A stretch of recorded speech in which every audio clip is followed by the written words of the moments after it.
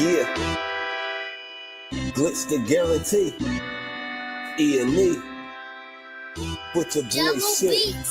Glitch, nigga. Shit, I'm about to flood the streets like when the levees break. Criminal minds, my Garcia can navigate. Flowing while I'm blowing this gas. Nigga, no brakes. Niggas not seeing me ever. I mean, no dates. Fuck around and end up gone. You get in this place. E.N.E. the shit that I claim. You dealing with grace. Took over the game by storm like Rain's mixtape. Thankfully, I've been up in smoke like my mixtape.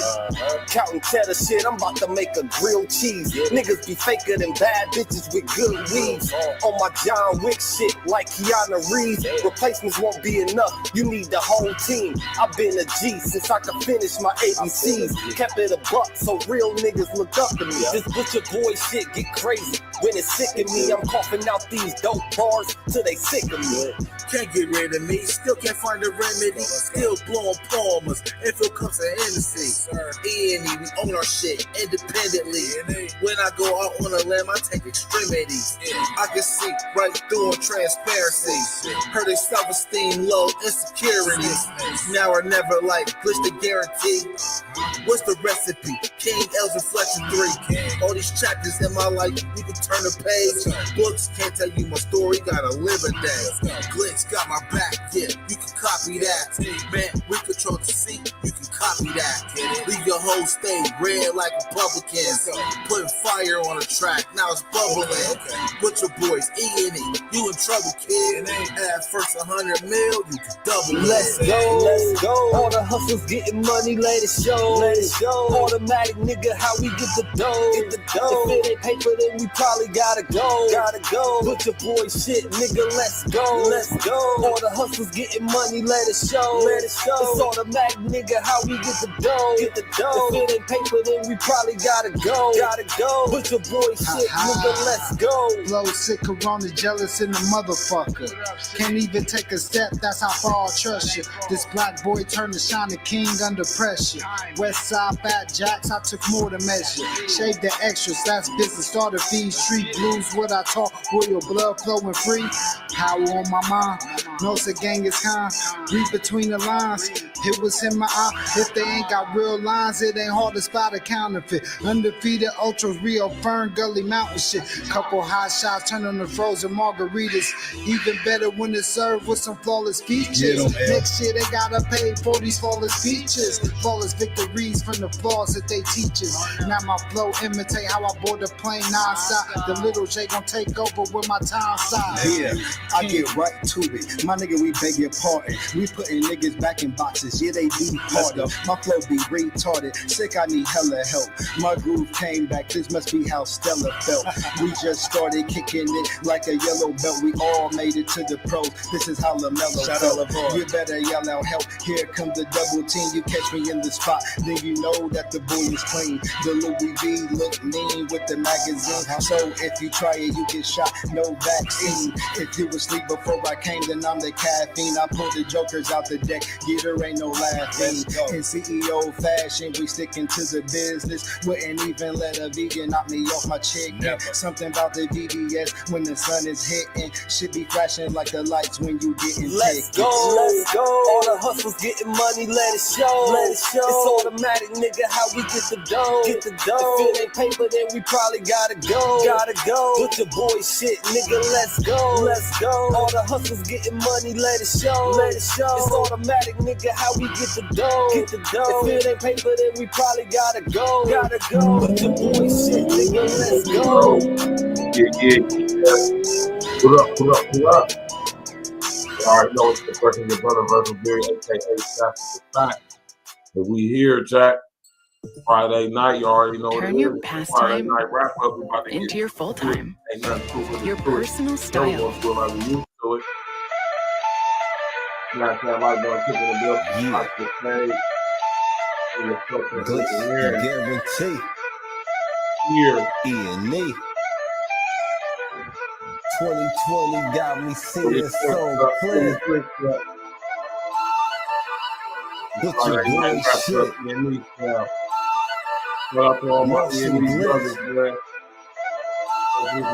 This is guaranteed King L. My boy, right, man. Top 3. This is the cool.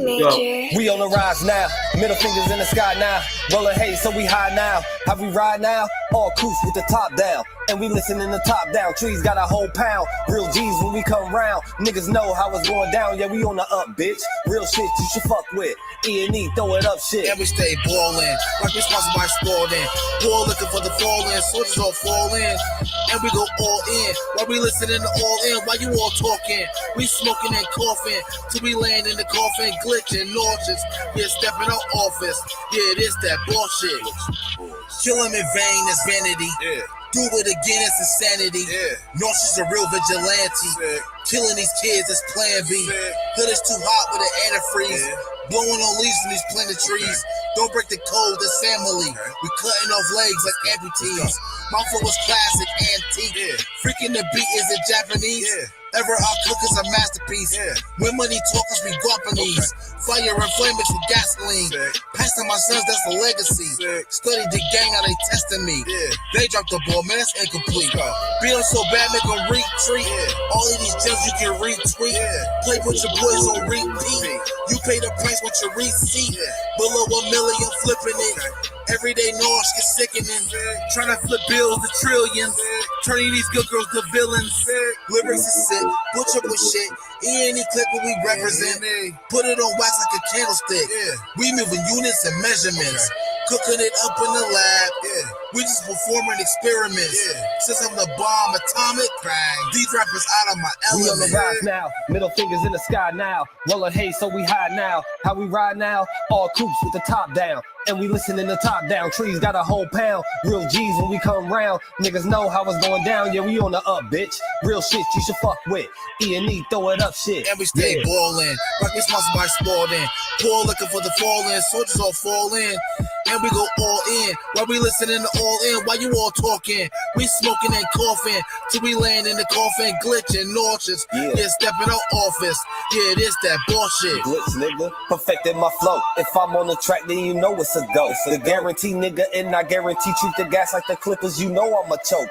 Only exotic when blowing the smoke. No one ahead of me. I got the recipe. Do this shit easily. This is my destiny. Sick throwing lobs. I'm dunking on everything. Niggas is sick and I got the remedy. What I prescribe is extra artillery. Get in my zone and start going berserk. I'm feeling like Clay when he went off for 60. With the bullshit, swear to God you can miss me. Best friends with the money. Aaliyah and Missy. I come from the bottom. To try me is risky. Throwing this K like that bitch is a frisbee. Real talk. Let me lock in. Show these niggas what I do. Axe brain. I be standing next to players too. Front line shit, nigga, I'm the fucking truth. Top 6 ever of the 5 in my group. Niggas still bang top down in the coop. Put your boy up and we coming for the loot. E.N.E shit, we the best, yeah, it's true. This the guarantee, nigga, this is what I do. Yeah. Know what it is. Not there, walk with a Friday night wrap up. E.N.E style. I don't know how we do it. I'm actually like a cookie dough for consultation. Yeah. You dig? You already know what it is. My man XL Pro in the building. What's happening? Everybody, what's good? What's good with y'all? What's happening? How y'all doing? It's Friday night. We here. Friday night wrap up. Plenty of things to discuss and talk about. We're going to get straight to it. My brother King L's about to be tapping in shortly. My brother DISSECT Guarantee. I think he's going to be tapping in. If I'm not sure, he said he wasn't going to be able to. But we about to get straight to it, man. What's good with everybody, man? How y'all doing, man? It's your brother Reservoir, a.k.a. Stats with the Facts. And y'all know y'all tapped in, tuned into another episode of 8 Real Talk Podcast, Friday night wrap-up. Let's go. E.N.E forever, Art Vino, hashtag Art Vino, hashtag Donna's Wine. Let's go. What's happening? How y'all feeling today, man? What y'all sipping on, man? I'm over here off of this, hold on real quick, y'all. I'm over here off of this Altos Reposado. This is what I'm off of tonight. I'm off that Altos Reposado. You feel me? Smoking on the fruitiest of the fruity. You did. Pause. You know, and that's how we doing it, man. You know? Smash that like button, click on the bell, subscribe to the page. You know, lots of things happened this week, y'all, man. It's a crazy week this week, man. I don't even know where to start. To be honest with you, I don't know where to start. All right. Don't know where to start. You did. So, well, I want to wait till my brother King L come on to bring this story up, though. But all right, we're gonna talk about this real quick while we wait for my brother King L to tap in. Let me pull this up on the screen for y'all. What's good with y'all, man? How y'all doing?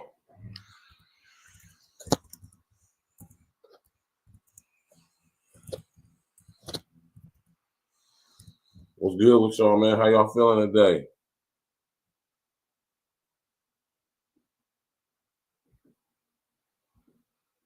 It's Friday night, man. Let's go, man. We here, man.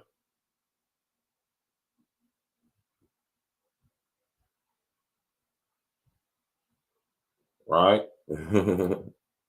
What's good with everybody, man? We here, man. Tap in, walk with us. You dig? Tap in and walk with us.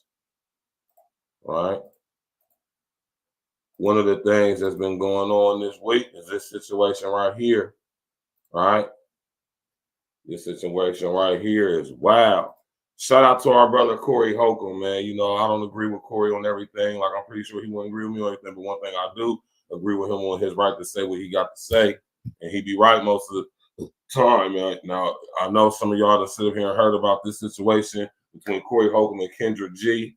You know what I'm saying? She tried to fake roast my nigga, and we about to get straight to it. You did. Smash that like button, click on the bell, subscribe to the page. Share on your social engineering, man. You did.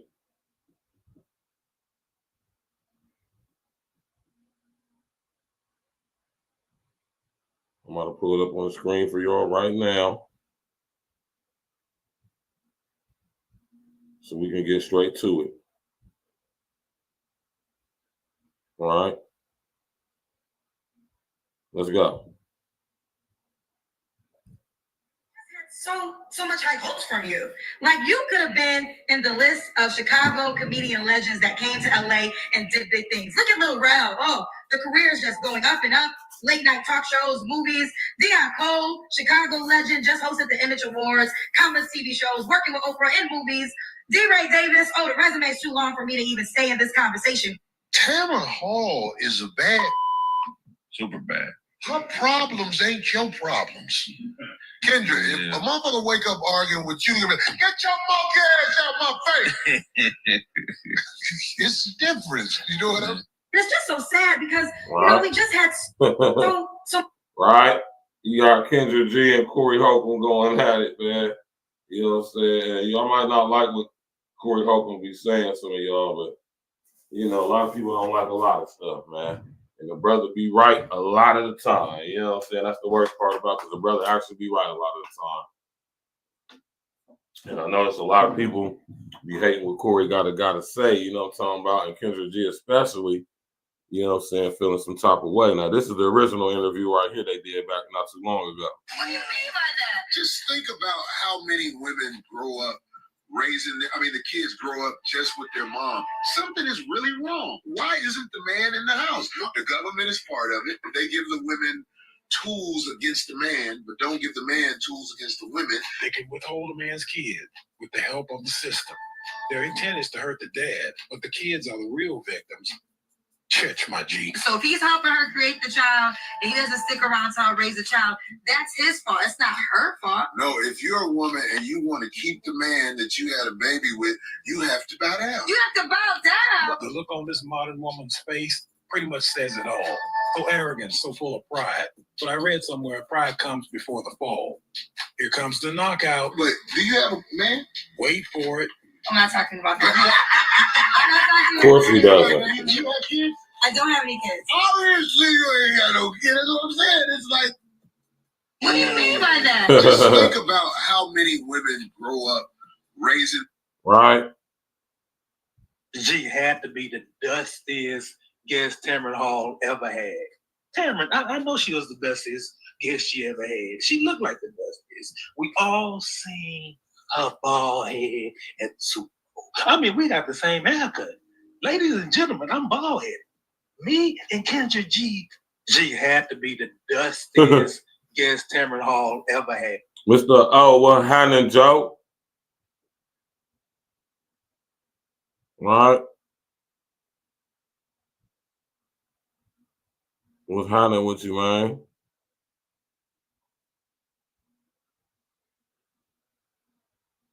Kendra G strikes again. Just go for the bag, and the whole time she going for the bag. The whole time she's selling behind. Yeah, she's selling ass. And I don't like the curse on my show. I don't like the curse on my job, but she's selling ass. That's what she's doing. Just go for the bag. I don't know about all that, bro.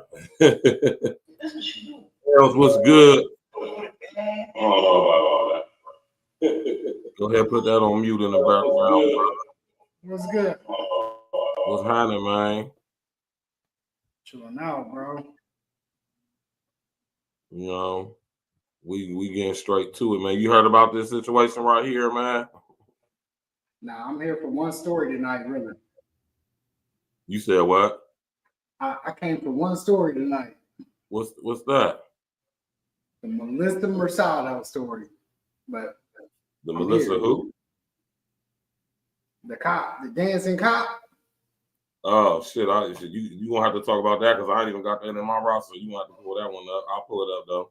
Oh no, here I send it to you very kindly. Yeah, send it to me. I seen old girl with her fine ass, New York, right? That's the best thing smoking this week in the news for me. As hell too. She was cold. I said, God damn, that's the police. Man. Mr.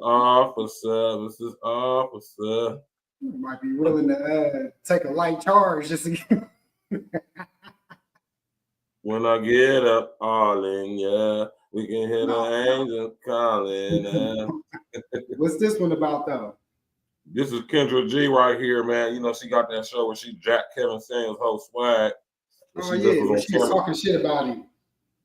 Yeah, she was on Tamron Hall show and made a goddamn fool of herself. Oh, Corey Hogan was sitting up there roasting her ass, and she got salty and made a response video to it and shit, all in her feelings and shit, making the situation way worse than what it actually is. Corey Hogan, man, he don't. That's the wrong person. Sometimes you gotta let some people just be. Right. And he's definitely one of them cats. She tried to go in this whole tirade of trying to compare him to other successful comedians from Chicago and tried to sit up there and shame the brother, talking about something he ain't talented and he done been in Hollywood or all these years, whatever, he ain't did nothing, all this crazy stuff, man. Basically just hating on the brother, hating on the brother. And this is my thing, man.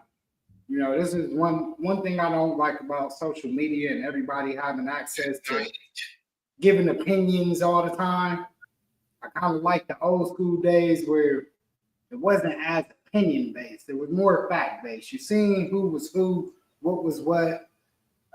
Before social media, you couldn't deny talent. Nowadays, social media platforms gives people the it's cool to voice opinions, but I think like in the 90s, early 2000s, we respected talent more than it is now. I think a lot of people are desensitized to content. Right. And it's very unfortunate. It's crazy because as I, get into this content creation, we always made music. I ended up falling more in love with the artistry, even if I didn't like it. I didn't say like it was whack. I just say, hey, that's not for me. But I could understand where certain people, whether it's comedy, movies, music, you don't get to certain places without having talent. Let's just put it there off the top. Like, whether it's a talent that you like, it don't matter. The masses, they determine who's the most talented. Unfortunately, that's the way it's always been through the history of history. The the people recognizing you could be the dopest rapper that nobody's heard of, and that's what it is. You know, you could be the best rapper. You could say you're the best rapper ever, but if nobody heard that shit, then what's the artistry? Can you prove it? Kendra G, she's talented. Obviously, she's been popping for, I know for a fact, at least the last 7 years. You know, so when you see two people, Corey Holcomb's been popping ever since I can remember. You know, Comic View, Def Comedy Jam. Like I remember Corey Holcomb way back in the day. So he's been over a 20-year run in the comedic industry. Anybody that's able to tour for 20 years in the respective field, 10 years, 5 years with the short lifespan of most entertainers, you're talented because everybody can't get on that stage and do that shit. Like I said, even people that can make a dope song, they can have a dope comedy stand-up set for 5 minutes out here in the local streets. They could, you know, do a quick little trailer film. But when you get to the big time, you start making real shit like where it gotta go out to the overall masses. Kendra G, she makes content. Everybody across the world rocks with it. Corey Holcomb, he's now a podcaster and a comedian, and his shit is all around the world. Very popular. Neither one of these people are talented. So let's get that clear. You know, it takes a lot to do this shit and get it popping and get to the heights that they got to. When you're making millions of dollars off the craft, salute. You know, whether I like you or not, that's not that has nothing to do with your talent. my one opinion means nothing compared to your success. So that's how I leave it there when it comes to people talking about who's talented and who's not. I don't like. That's the thing that I hate most about social media. How quick we are to down people. Back in the day, we ain't down no. I felt like in the 90s, we didn't really down nobody. There was a lot of whack shit that we would just listen to, rock to, and it would be all right. You know what I mean? Cool. Whack ass movies that you would look now like, man, I used to watch this movie. Like I used to really listen to this song. But in that time, it just was what it was. Like we respected what was given to us because I think we appreciated art a lot more back in the day than we do now. I agree. I don't like with Kendrick because it ain't cool, especially when you're in the same respective field. Like, and then when you get to saying that, you start lying. Now you're discrediting yourself. It just ain't cool. It just ain't cool, man. And when it comes to Kendra G, Jack, my man, rest in the essence of Kevin Samuels, jacked his whole swag, his whole demo, right? So she's not really that talented.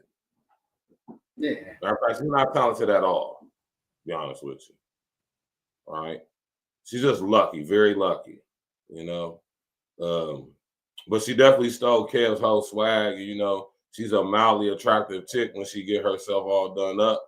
Y'all see Kendra G without all that makeup and all the bells and whistles. Y'all swear y'all was looking at a goddamn monster. Right? And that's not even nobody being on no bullshit. That's just a fact. All right? Yeah. After the damn Super Bowl, whole goddamn hair about to damn fall off. Bald headed like a motherfucker underneath that damn wig. Ought to be ashamed of her goddamn self, man. The one thing you should never do is try to get in a roasting situation with a professional comedian. You will not win. Never. Especially if you ain't a roaster yourself. You're probably definitely not going to win in that situation. So shout out to Corey, shout out to Kendra G, man. You know, stop hating, man. That's all I'm gonna say for Kendra G and Corey Holcomb, man. You know, like I said, I don't agree with everything Corey Holcomb say, but you know, he wasn't wrong in anything he said in reference to her. He didn't really disrespect her or nothing either. He really was keeping it 100. But let's get to this right here from my brother King Els because this situation is crazy. All right. We got fine-ass, bad-ass Bronx native police detective for the New York Police Department, Melissa Mercado. She's going viral for showing the video of her busting it open at a strip club. Yeah, I'm about to send it to you right now. I got the. With her fine ass. I got it, but we're not gonna play any video. We gotta box cleverly with the playing of the videos for copyright situations. But we're gonna post this picture and we're gonna play the audio. Y'all can hear that. Let's go. Make sure y'all go see that video. Go see it. Detective Melissa Mercado, a 7-year veteran of the Special Victims Unit, SVU, has ignited controversy. The footage shows Mercado pole dancing and revealing attire in rapper E.S. Choir's music video doing that. The clip quickly spread within law enforcement circles, raising debates about professionalism, personal freedom, and the ethical expectations of police officers. Some NYPD officers and former officials condemned Mercado's actions, calling them inappropriate for law enforcement. A retired Special Victims chief labeled it morally wrong, while others defended her right to a private life. The debate highlights broader concerns about public perception and professional conduct within the NYPD. This incident has also raised concerns about the role of social media in shaping public perception of law enforcement officers. In an era where viral video will break careers,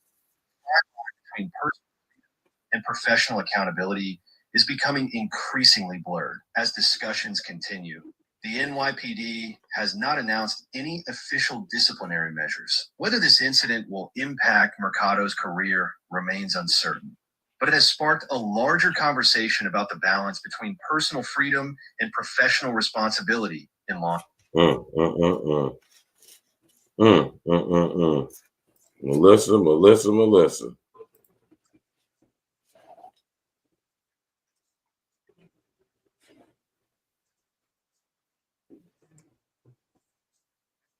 Controversy just type that performance name in in. rapper Esquire's music video, Doing That, resurfaced online. The video, originally released 4 months ago, recently gained attention after reports surfaced claiming that Mercado's colleagues found her appearance in the video surprising. According to sources within the department, many officers were caught off guard when they recognized her. Reactions have been mixed. Some officers criticized Mercado, calling her actions unprofessional, while others argued that what she does in her personal time should not. Well, let's do this. What's his name? Esquire? Right. What's his name? Esquire? Yeah, S-Squire. I was about to send it to you here. That shit is fucking crazy, man. She's a very talented woman. That's all I'll say. You know what I mean? I emailed it over to you, but she's a talented, because it's like, I don't know, they kind of like try to hide it, I feel like. Right. Man, that shit was it was definitely a little difficult to find there. I was like, what the hell? But I did email it over to you. Yeah, man. You know, my thing is this, man. It's kind of messed up. You know, I remember when that one lady, she had just completed her, like, you get like a probation period when you're like a stewardess on a plane. And she was doing like a little video where she was dancing in the plane and all that. And they got her. Go get it, Doug. You know, I think another part of this is that when you got women like this, that's beautiful, that's intimidating to certain women, like that's when it get pressed. If she was just some ugly or even a bigger chick, was crazy. Nobody would have said nothing. It would be positivity, body positivity, all this, like, and it's like we live in a society where you get penalized for being attractive. And the unattractive is, I don't know. It's a thin line. Like you said, I want to box cleverly with my words, but yeah, it is. It's a war, man, between, you know, it's hard to say like the beautiful and the ugly, man. Like, you know, if you're ugly, you can do whatever the hell you want. Yeah, see man. What Lizzo did, you know, Lizzo, when she's big, she able to dress however she wants. She come out and expand it. Come out with her whole fat nasty ass out. Everything, but if you a beautiful woman like this and you do it, oh no! Like, you know, we about to play this video though, man. Tap in and walk with us, man, because this is a beautiful thing, man. Let's go. I want to tell you about a girl named Keisha. Ass thick. Just want to smash you quick. Let's go. Shorty love the track, but she love the pole. Make that ass clap, make it drop and roll. Hop that pussy for me, give me that rocky roll. She screaming, Poppy, go. I'm about to drop it low. Legs long, ass thick, just wanna smash it quick. Hit the dash and split. Cash app it quick, straight on some fast shit. She like to scratch and spit. Baby, use your lips. Just don't scratch my dick. She got them titties out. We go the long route just to give me strong mouth. Baby, please don't bleed it. Don't blush and act conceited. Like them Hunger Games. Only you can feed it. I'm like, I like the way she doing that. The way she sliding up the pole, the way she doing that. The way she drop it to the floor, the way she doing that. The way she losing all control, the way she doing that. How you doing that? I like the way she doing that. The way she sliding up the pole, the way she doing that. The way she drop it to the floor, the way she doing that. The way she losing all control, the way she doing that. How you doing that? Give it to me. I wanna lay you down. Girl, give it to me. Girl, give it to me. Girl, give it to me. Arch it over a little bit, like. Give it to me. Girl, give it to me. Girl, give it to me. Girl, give it to me. Heels and makeup on her dress on go. Time for show. Shorty got that glow and pops it low. I mash that flow, grabs the cash to stash the dough. Quick to smash your hoe, blast the bro. Who asks for more? Esquire with that fire, never lacking, bro. She doing that even when I'm on the go. I got that beast sting for that G-string. Get off your knees, let's go. I like the way she doing that, the way she sliding up the pole, the way she doing that, the way she drop it to the floor, the way she doing that, the way she losing all control, the way she doing that.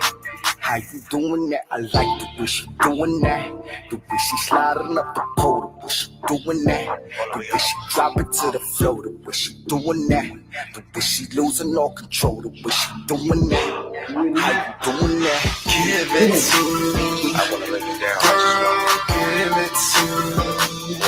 Girl, give it to me. Girl, give it to me. Arch it over a little bit, like. Give it to me. Girl, give it to me. Girl, give it to me. Girl, give it to me. I mean, sometimes I like to see up that pole, drop it, bust it, Hey, roll. Hey. Must be jelly because jam don't shake like that. Mrs. Officer, Mrs. Officer. Wee. Melissa got a slab, Jack. You hear me, OG? Ass everywhere, Jack. And listen here, NYPD cops. Why y'all hating on Melissa, man? You know why they hating. You know exactly why. You ought to be goddamn ashamed of yourself, man. Melissa, you sit up there and bust that goddamn thing open, girl. You look good. You hear me? Delicious. Yeah, just the cop chick, OJ. Yeah, that's the cop chick right there. That niggas Melissa is willing to niggas is willing to risk 3 to 5 for that. Niggas gonna risk a fucking 3 to 9 for that motherfucker. Huh? Dang. Wow, right? Listen here, man, and I'm gonna pass it to L, man. Listen.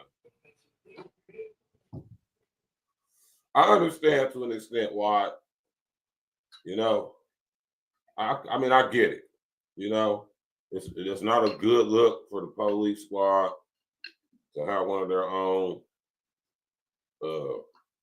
representing themselves in this way, therefore representing the NYPD. But honestly, I don't see how this makes them look bad. I don't see how this makes her look bad. I don't see how it's like. I'm gonna understand why somebody would think that, but in all actuality, you know, this is not. It's not compromising anything in my opinion. So you know, no, I mean, you know, we definitely ain't gonna see nothing wrong with it. I don't see nothing. Hey, man, what you? She's dancing in the video. It's not like she's not naked. You can't see her pussy. You can't see her tit nipples. I mean, she got she fit. You know what I'm saying? So I mean, she got she clearly she's like she's gonna have some work done. Yeah, but what's the difference between like this and like when women post like bikini videos at the beach? Exactly. Or thirst traps you see on IG. Yeah. You know, so that's where it becomes a fine line, because now you could kind of police it when you want to, and now make stipulations like, oh, well, because she's dancing in the video, but all people do is post videos of themselves at the beach and shit all the time in bikinis and all that. So, or in a tight dress going out to an event. We see women do it all the time. All the time. You know, so, you know, shout out to her for showing her other talents outside of locking niggas up. Mm-hmm. Because that definitely is a talent. God bless America.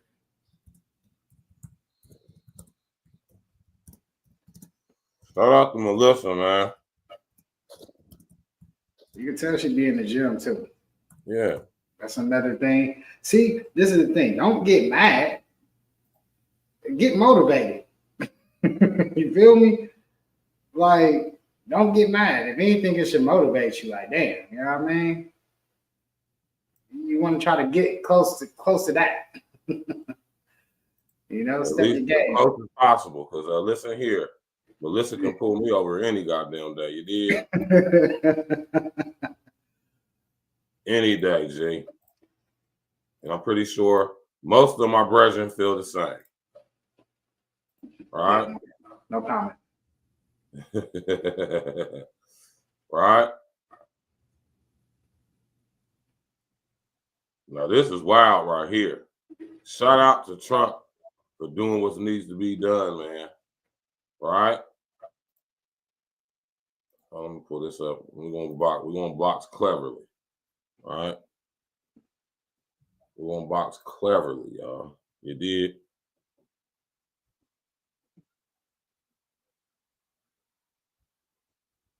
Smash that like button, click on the bell, subscribe to the page, man.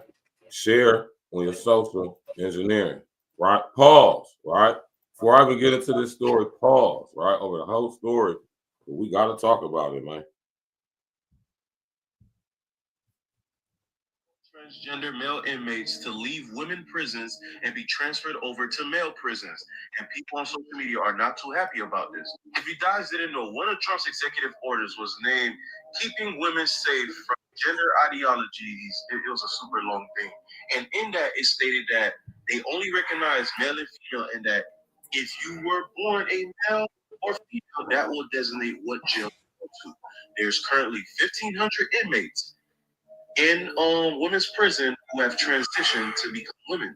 Well, now 1,500, and they will be begun transferring them over to male prisons. Well, the process has started. Let me not say everybody has been removed yet.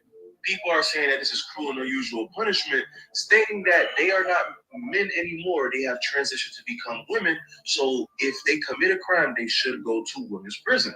Some stated that they might even need to protest this. Hey, I'm just here reporting the news. What do you guys think about this information I have provided? TikTok, I'm just repeating what the president has wrote into executive order in the new law of the United States. Do not remove. It's my man. right?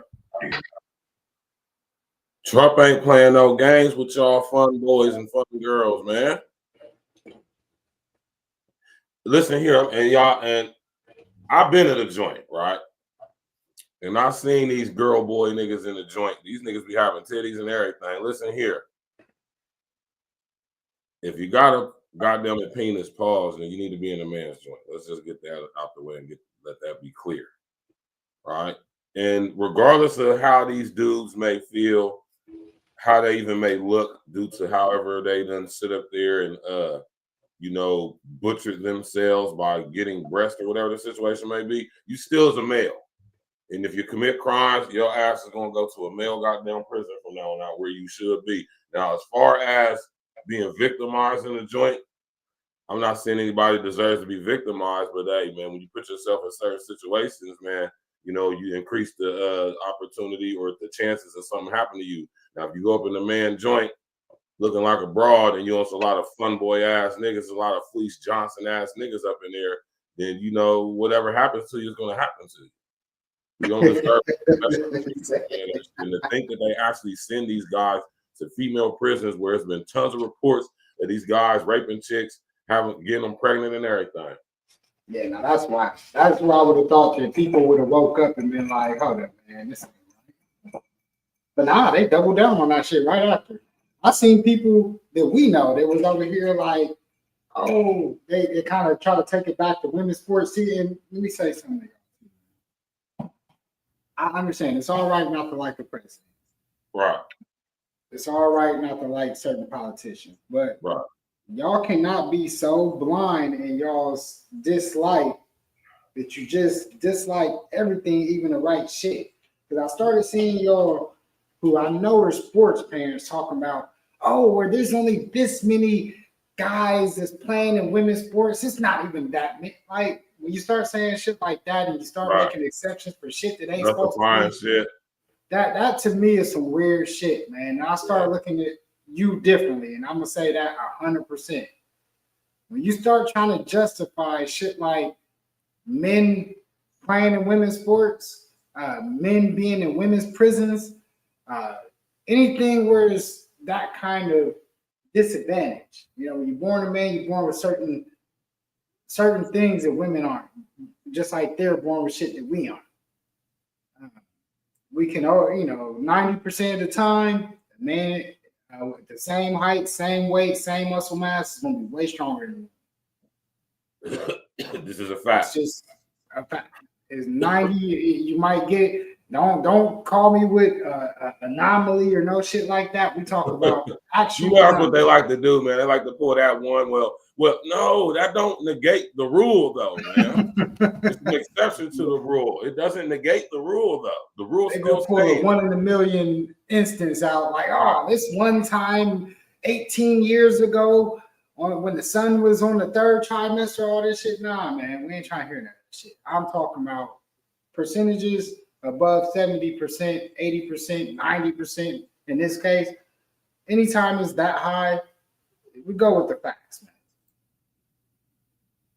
Fuck your feelings. Like we already say, man. No, we do it over here when it comes to that shit, man. Your feelings mean nothing. So my thing is this, man. We got to start being, because some of y'all got daughters playing sports. These women could get hurt. There has been women that have been hurt. Right. Competing against men in these sports that y'all think just because y'all don't like Trump that this shit should be cool. No, man. I don't give a fuck who you don't like. Right is right, wrong is wrong. No matter who's in power. Y'all starting to sound like fucking dummies out here. I see y'all posting the same shit every day. Looking insane.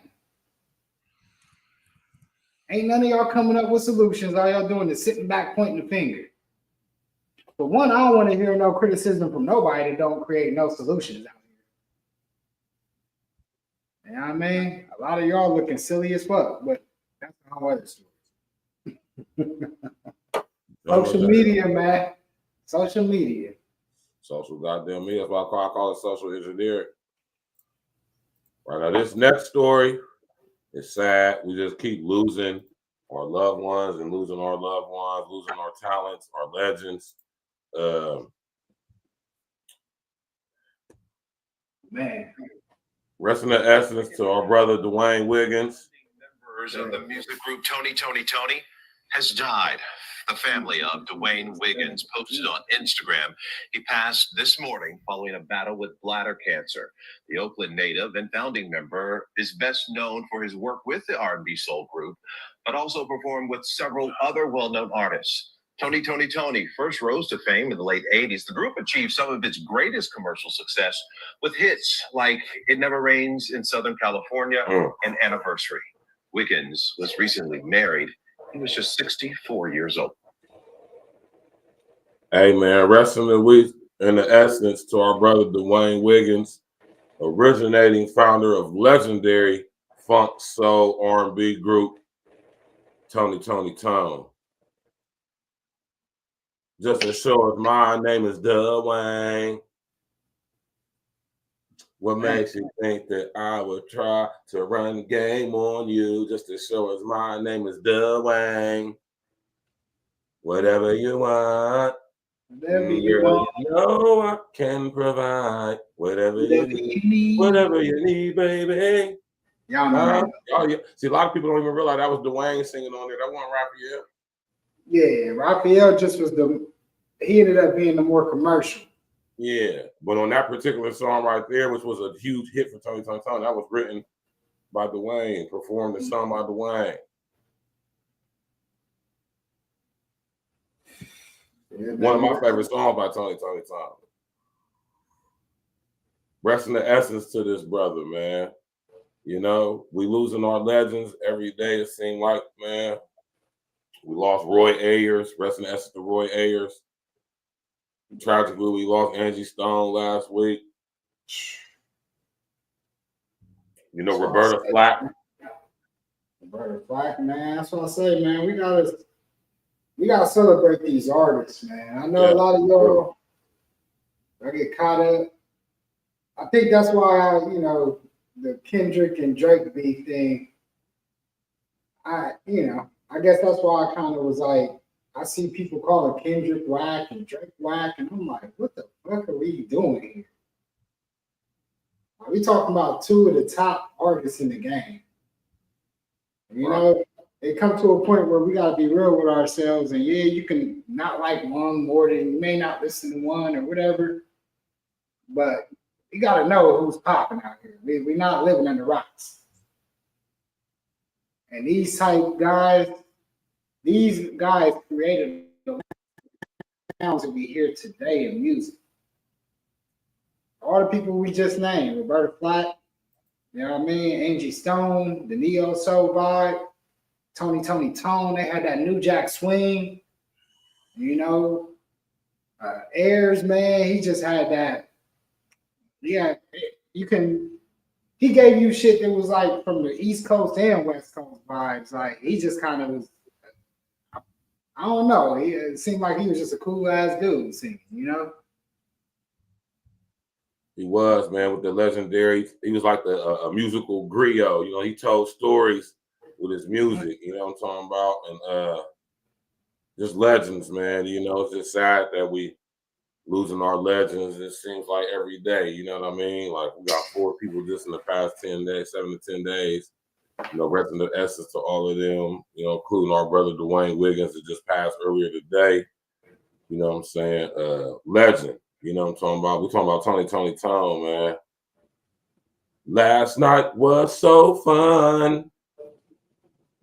Loving one-on-one. I was holding you so tight. Girl, I just might make you my wife. It feels good. good. You know, it feels good. Rest in the essence to Dwayne Wiggins, man. Shout out to Raphael. And I can't remember the name of the other boy in the group, man. But I'm pretty sure they're taking this pretty tough, man. Rest in the essence to our brother Dwayne Wiggins, man. You know, sad to hear everybody leaving, you know. But here go my brethren right here, man. He can't win for losing, man. He stayed. But see, one thing I can say about Ye though is he understands that controversy sells, man. You feel me?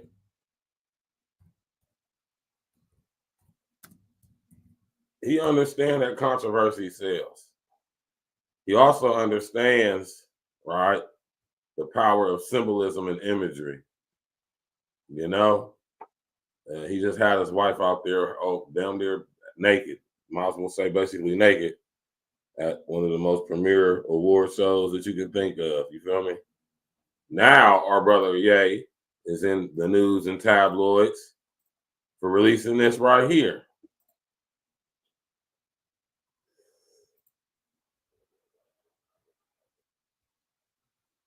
Right?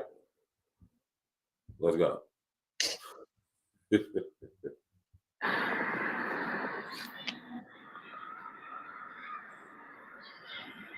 Hold on, let me pull this up right here. I think Kanye don't give a fuck about nothing, man. I'm telling that boy Kanye is a wild boy, man. You know? You know what? I ain't gonna lie. At first, I was like, man, this thing, you know, it always do. But then it made me really go look and do some history research for myself, you know? Right. And like, you know, like I always say, before, you know, get online and start speaking about something and speaking out, you know, just do a little research. You know, Google's free. Due diligence, like I always tell y'all, man, just do your due diligence, man. Google's free. So I went and looked up the history of the symbol of the swastika. Right. And I started looking, and you know, we look at Hitler, man. So Hitler, he definitely was a bad guy, but Hitler was a very smart, innovative guy. Definitely was.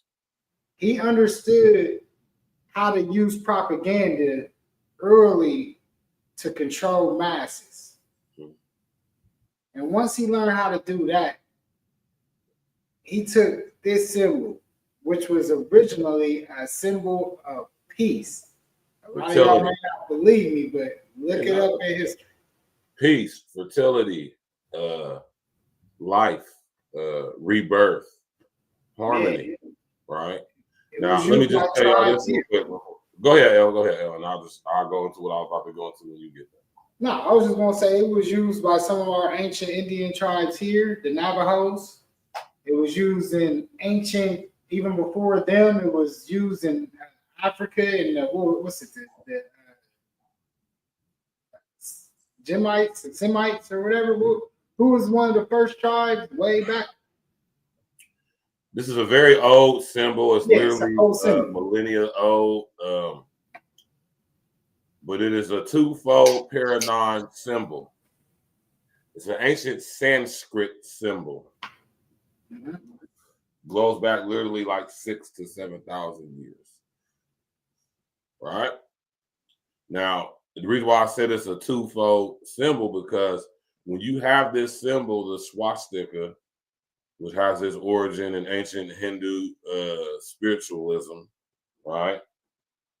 It has twofold meaning. When you see that the arms are broken to the right, like how these are, this is the inverse of the original symbol.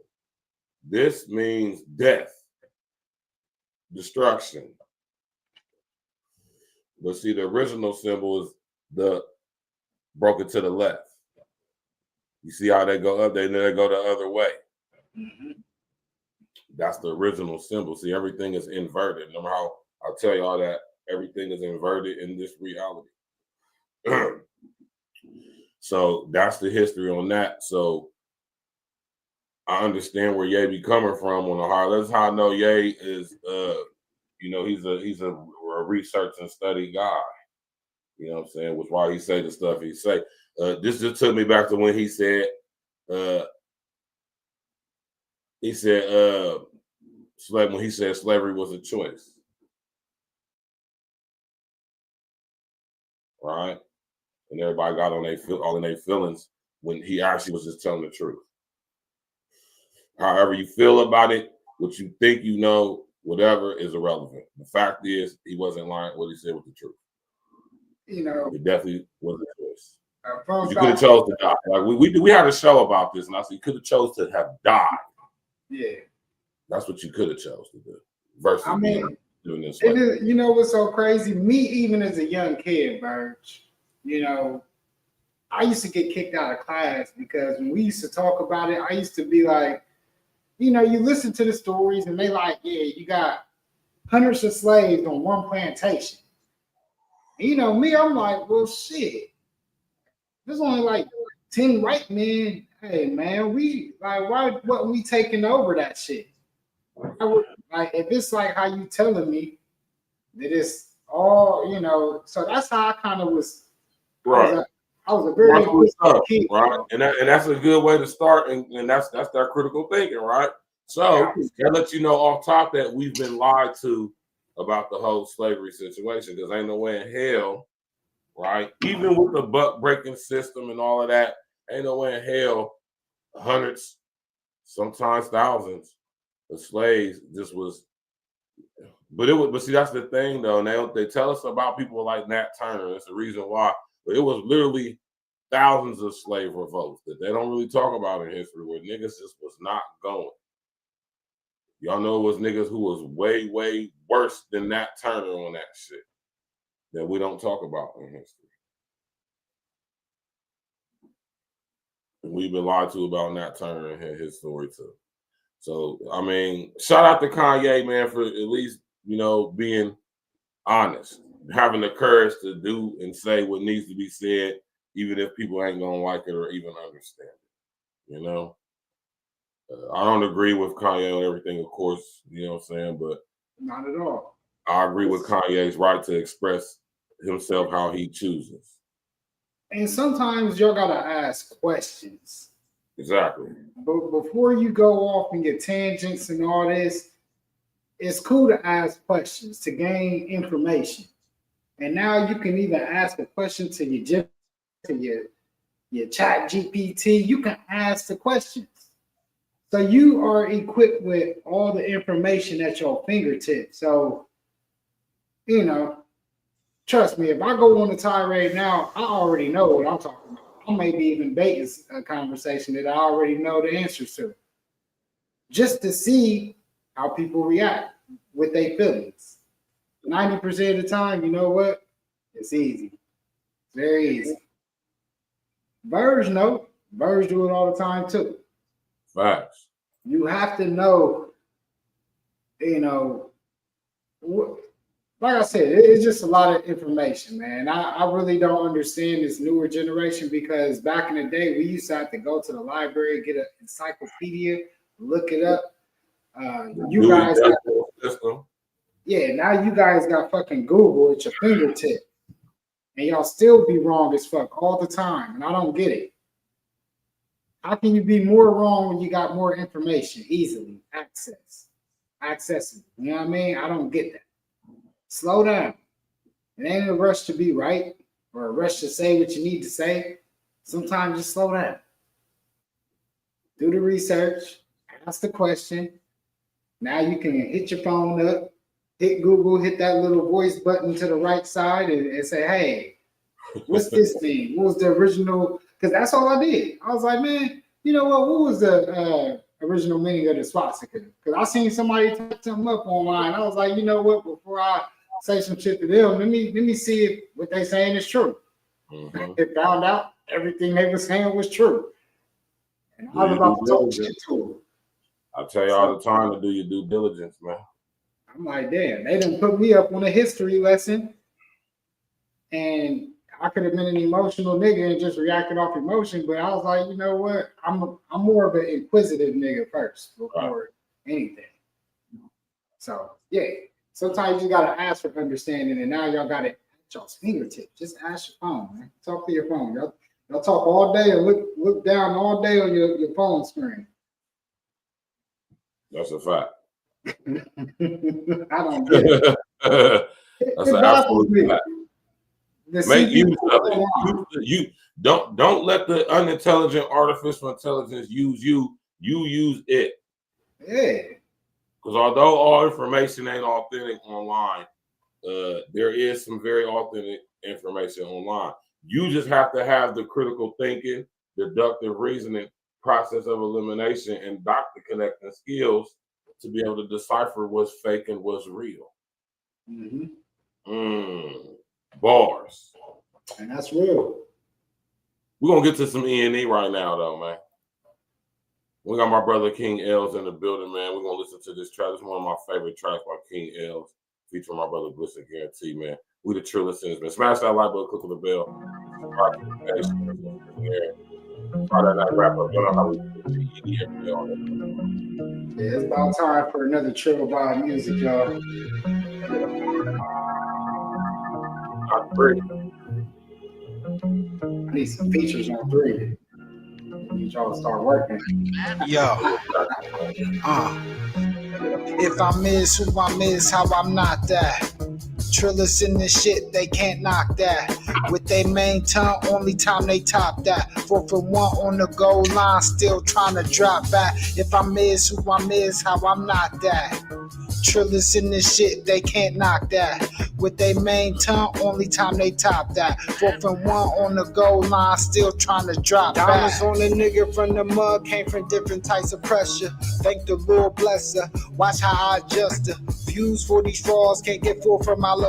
Hit the source, we of course gon' minimize the loss. Trying to hit and make more green than leaves in the forest. Far from a tourist, need to get my core rid. My brothers is all this, one hit, we all lit. God gave me the sight to hit my target. It's like a wine getting blurry cause I switched my mindset. Me and me, less than time to make trips of rice steak. Guess you could say that we eating pancakes. That's the sweet flip when you let your man bake. I seen preacher man turn victim to OnlyFans in the strip club. Gotta hold this together, so I'ma stay clipped up. It's filthy in these streets, all drunk bum, keep the 40 grip. Don't make me kick a bitch out my house on my 40 shit. If I miss who I miss, how I'm not that. Trillers in this shit, they can't knock that. With they main tongue, only time they top that. 4 for 1 on the goal line, still trying to drop back. If I miss who I miss, how I'm not that. Trillers in this shit, they can't knock that. With they main tongue, only time they top that. 4 for 1 on the goal line, still trying to drop back. Nigga, aim high while lame niggas remain low. I'm from an era of purple haze and fire throat. Real stories, if I spit it, it's true for show.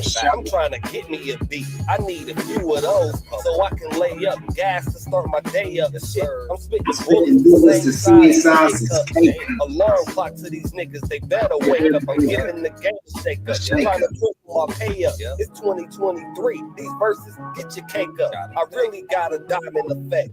Bitch, I'm Jacob. I couldn't bake the shit, I could get fat.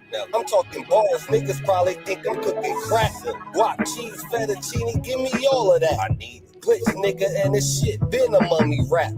E.N.E, you can label me up under that. Shit still come full circle like a cul-de-sac. If I miss who I miss, how I'm not that. Trillers in this shit, they can't knock that. With they main tongue, only time they top that. 4 for 1 on the goal line, still trying to drop back. If I miss who I miss, how I'm not that. Trillers in this shit, they can't knock that. With they main tongue, only time they top that. 4 for 1 on the goal line, still trying to drop back.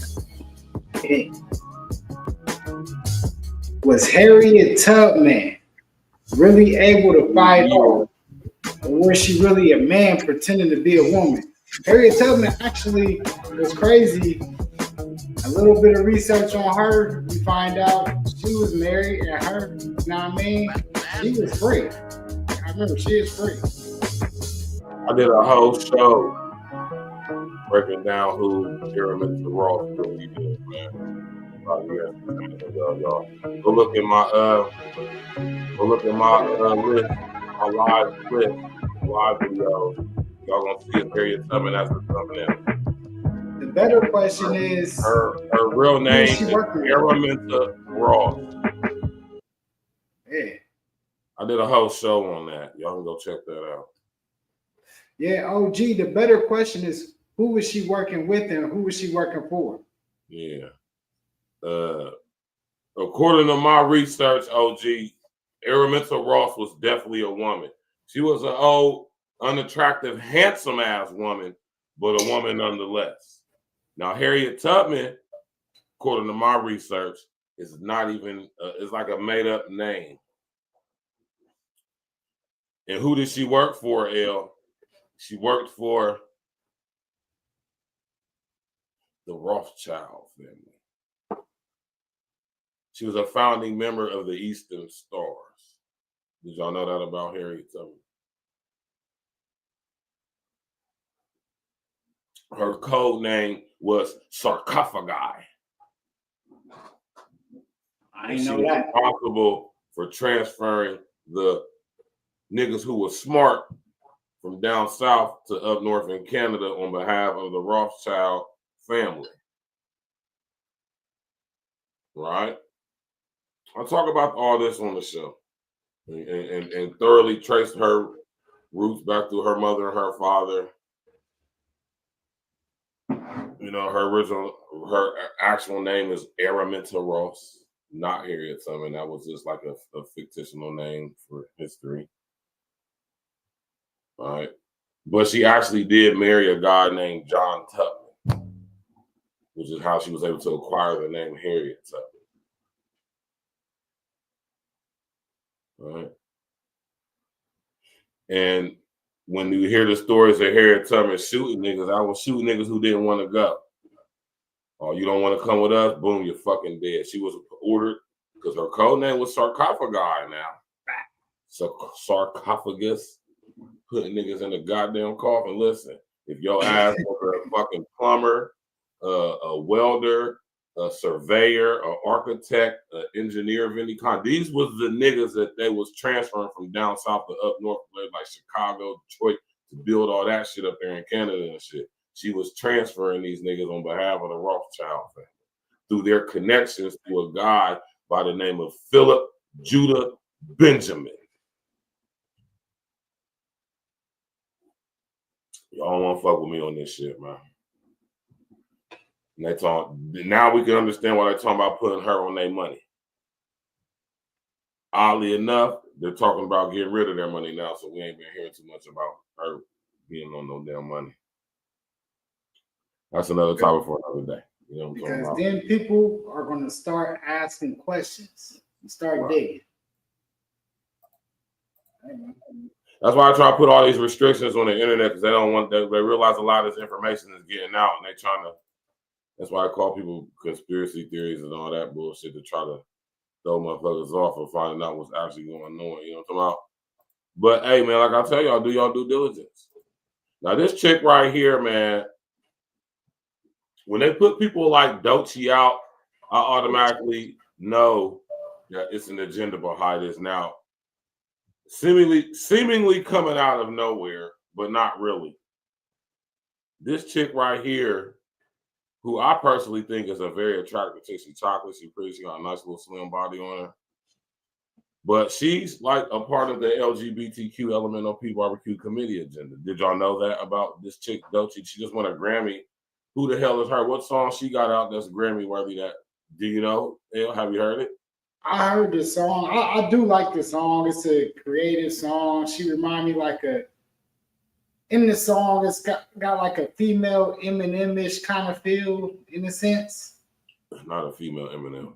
No, I mean the song that I heard. The one. I mean, I know what you're saying. I'm just because it's like descriptive. It's like funny. You know what I mean? She kind of talking about her fucking with some dudes. Has like a comedic aspect to it. Yeah, I thought it was a dope creative song. Like, you know, I could see it's a catchy hook, catchy kind of vibe to it. The beat is easy to listen to. I can understand. It's a nostalgic beat. Yeah. So yeah, I get why the song was hot, because it is she did a dope play on it. I liked it. Now, Grammy worthy? I don't know. But you know. Because prior to her winning the Grammy, have you heard the song? Yeah, I heard the song. Okay.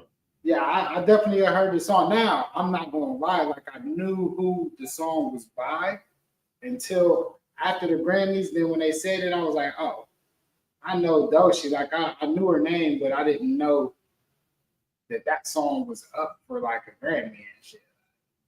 You know? But, you know, I also don't know what other songs was up outside of Not Like Us, and that's all I really know. Right, I'm about to say I haven't heard any other songs from this chick, but she got a Grammy. Seems like basically what I'm saying, y'all. She came out of nowhere. Basically, she definitely came out of nowhere quick. She basically came out of nowhere, and she got industry plant written all over her. Now, of course, when I say that, when you look into her background, she's not a come out of nowhere person. She actually been signed to the label she's on for about a good 3 to 4 years. I want to say I can't remember exactly where she's from, but the reason why she's being pushed because she's pushing the LGBTQ LMNOP barbecue committee agenda. Yeah. And recently on a podcast, she was asked this question about dating. Let's go. Okay. What's my biggest dating red flag? Is it being on the DL? You're on the right track. I have my answer. Is it close enough? You want to guess one more time? What would be a red flag for me? Bad music taste? Oh, that is a good one. Because that's one for me. That is a good one. That's not what I mean. You don't listen to Michael Jackson. But okay. This is a huge red flag for me. All right. You know what's so crazy? I was gonna say men. Okay. What's my biggest dating red flag? Right. So, and I'm gonna do a show on this later this week, man, for Ladies' Night. You know, because this is something I've been paying attention to. I notice how they're using Black women to push this agenda, man. Yeah, more and more with, they have Lizzo going hard. Beyonce had a couple little songs. It was kind of nice and little to give you that free vibe, I don't know, man. This is, and do you think that's why the song ended up being a Grammy-worthy song? Because I definitely could see how that song could be something for like a lot of women that kind of flip. You know what I mean? Right. A reason why a lot of women flip. Like when you listen to the song, how she talking about the situation that happened. Right. Like she said, that's she's talking about why she don't fuck with dudes no more, basically in the song. Like that's what the song was about. So to be in the Grammy category, and the song is basically like Bird said, kind of promoting, in a sense. No, not in a sense. That is exactly what that song is promoting. It was. It ain't even in a sense. It's quite blatant. Yeah. The reason why I said I like the song is because it was a creative. When you talk about relationships, sometimes that shit could get boring. A lot of people can't make it creative. Right. And I feel like she gave a creative little way. She definitely did. Now listen, not a hater over here, man. The girl fit. She know how to make a good song. Like Elle said, the song is catchy. She was telling the story. Like I said, if you pay attention, you said this is the reason why she don't fuck with niggas. And here we is. She's pushing, like I said, they're using y'all to push this image. And look at the confusion. She says she don't like men or don't want to deal with men or making songs about why she don't mess with men anymore in that way. But look at her imagery though. Who is that appealing? Who is this image appealing to? Because look at Dolce. We not haters over here. She is an absolutely gorgeous chocolate Black woman. Yeah. With an awesome, flawless body. Yeah, nice skin. Yeah. Beautiful. Body on point. And she can rap. Like, and she really, actually is nice. Yeah, she can rap. Like, she can really rap for real. I known Doshi for a little minute. I ain't really know too many hot songs, but I knew she could still rap. Like, right. Because we listen to chicks like, Che Noor, and when you listen to chicks like that, Seven the Genius, like, you kind of get the Lauryn Hill or, little vibes where they just kind of giving you more story. She fire. Yeah, she can rap. Shout out to Lady London. Lady London, yeah, she nice. And Lady London is bad. Yeah, she's a real life bad chick though. Like no makeup. What was that other chick from Griselda? Oh man, what's her name? Armani Caesar. Oh man, Armani said, "Oh man, she stopped rapping because she was Armani Caesar bad." And Now I thought, they had crossover appeal with her. I still don't know the full story what happened. But she was probably the artist that could have really took Griselda to the next level. Like she could have been like their little Kim. And cross. Yeah. I feel like Armani Caesar, because it's gonna be hard for Shay to do it. You know what I mean? Shay could do it if she just got in the gym and got her body right. But Armani was really cold though. Yeah.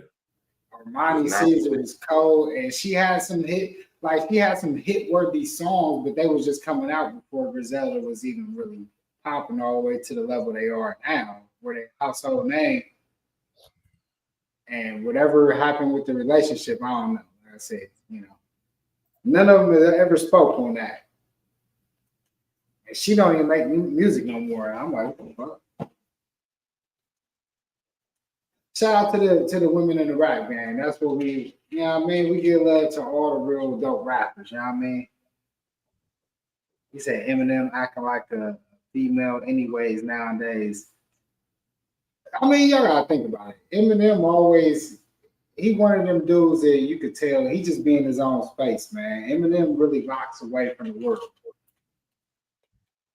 He's always been that way. Eminem only comes out when he really wants to come out. He like Kendrick. Him and Kendrick kind of give you the same vibe. Kendrick's been out a lot more this last year, but if y'all really look at Kendrick's career prior to before this beef with Drake, Kendrick only come out once every 4 or 5 years, and that's like Eminem. On some Nas type shit. Yeah, them niggas be in the cave or some shit. Speaking of Nas, shout out to Nasty Nas, right? Yeah. That's a crazy choice of name. I always thought that. You feel me?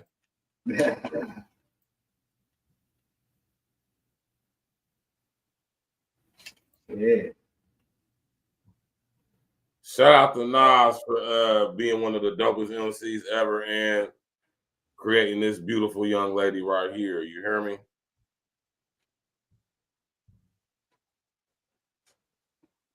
That's Nas. You feel me? This is Nas's daughter, Destiny Jones. She's an extremely beautiful young lady. I was looking at her pictures earlier today online, and let's just say she's a very beautiful young lady.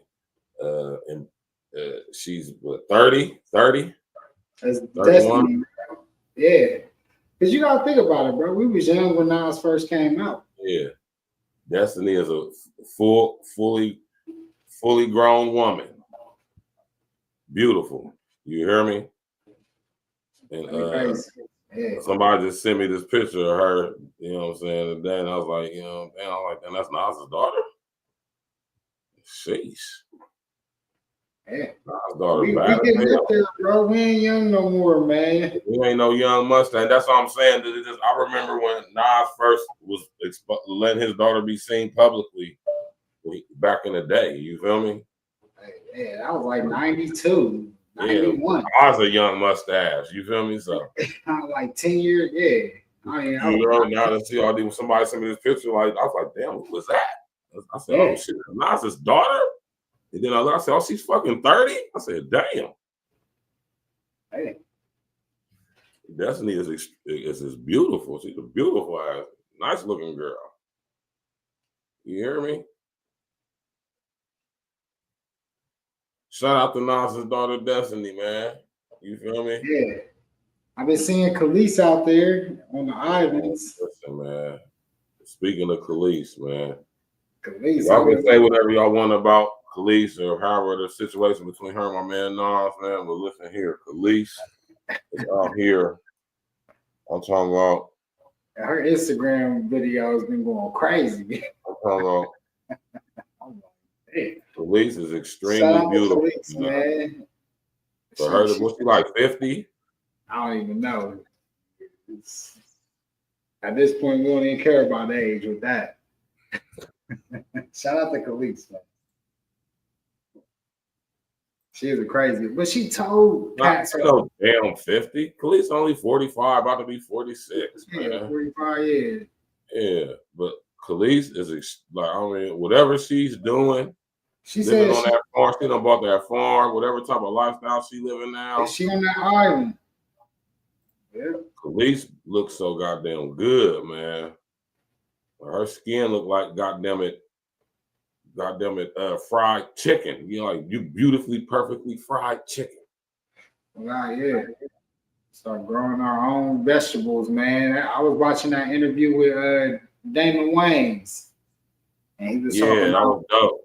Shout out to Damon Wayans. Yeah, he was like, what you change up? He said, I just started growing my own vegetables. I only really eat my own vegetables, and he just kind of watch what he eat more. She definitely is OG. But what about Khalees with Bill Murray though? That's a crazy situation right there. Yeah, I don't even know if that's even true or whatever they were saying, but yeah, nah, she definitely be posting more daily, and she definitely live that holistic lifestyle in the sense. She be looking good as hell too. I'll be like, goddamn, Khalees look good, man.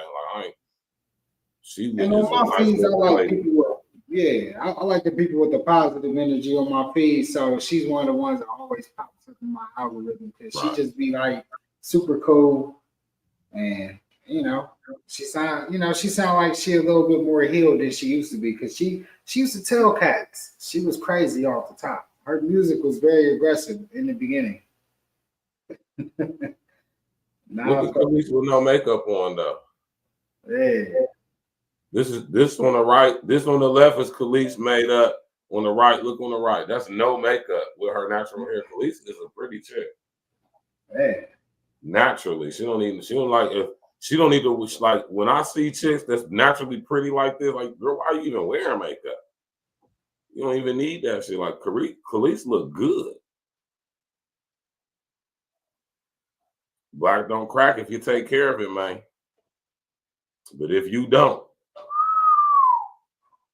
we talking Ross Shelf glacial chasm cracks, nigga. This nigga said raw shell. Not the raw shell. Man, he couldn't even give TJ Maxx or Marshalls. They said they're Ross. Yeah. That went over y'all's head, even L's head a little bit too, but it's all good though. Shout out to Khalees though, man, right? Now, this right here is always a situation that's going to happen for you when you become famous to any degree, whether it be, we got a lot of social media stars and people who come famous from off of social media. And our brother Desi Banks is one of those people. I actually like Desi Banks. I think he's funny. Desi Banks is naturally funny, if you ask me. He's a really funny guy, right? But Desi Banks sit up there and did something that he probably should not have done. If I was his homie, I would have said no. Oh shit, what happened? Don't do this one, bro. I'm about to pull it up for y'all. Yeah, he normally be having little funny little skits when I check him out. He do, but he kind of yeah, man. He dabbled the line too much on this one? Yeah, I think, yeah, man. I'm going to just say pause, right? All I'm going to say is pause. Okay. He did. This wasn't it, Desi, man. This wasn't it. Okay. So we're going in a different direction. Okay, let's see what Desi wasn't it, man. I ain't hip to it. I'm about to get you hip to it. Smash that like button, click the bell, subscribe to the page.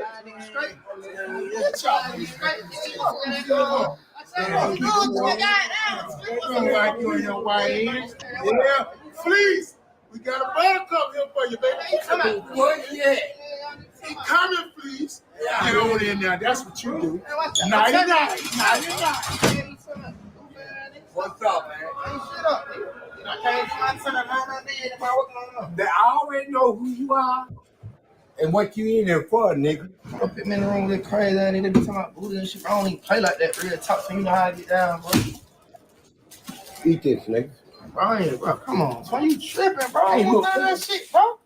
Twin. Look, hurt, nigga. Bro, you tripping. Twin, come on with all that crazy. Twin, crazy, I'll see you later, nigga. Bro, come on, bro. None of that Nigga, shit. what's up, bro? nigga? I'm trying to, bro, watch it. Bro, Hey, hold up. Get it.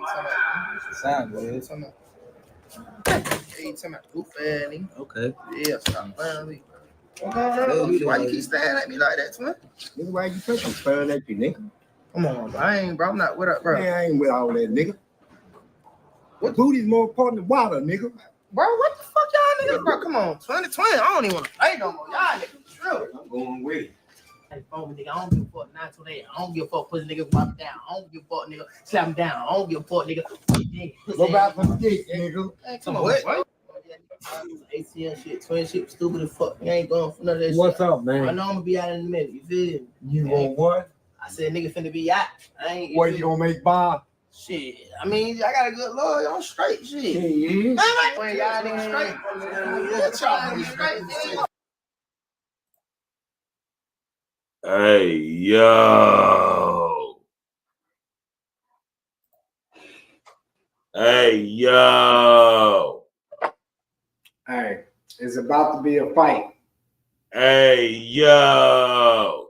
Desi, Desi Banks, this was not it, little bro. Say that's not it. Bro, just like that's not how it happens. This That ain't not it, how it bro. happens. Oh, gee, when I seen this, listen. Shout out to my subscriber that sent me this. I can't remember what the name is right now, but what, man. That's why. This ain't it, Desi, man. This ain't it. He said, "Is that Fleece Johnson?" That is definitely Fleece Johnson. Listen here, man. Now, hey, Khalees says thick as hell, OG. she is definitely thick as fuck. Cold peanut butter.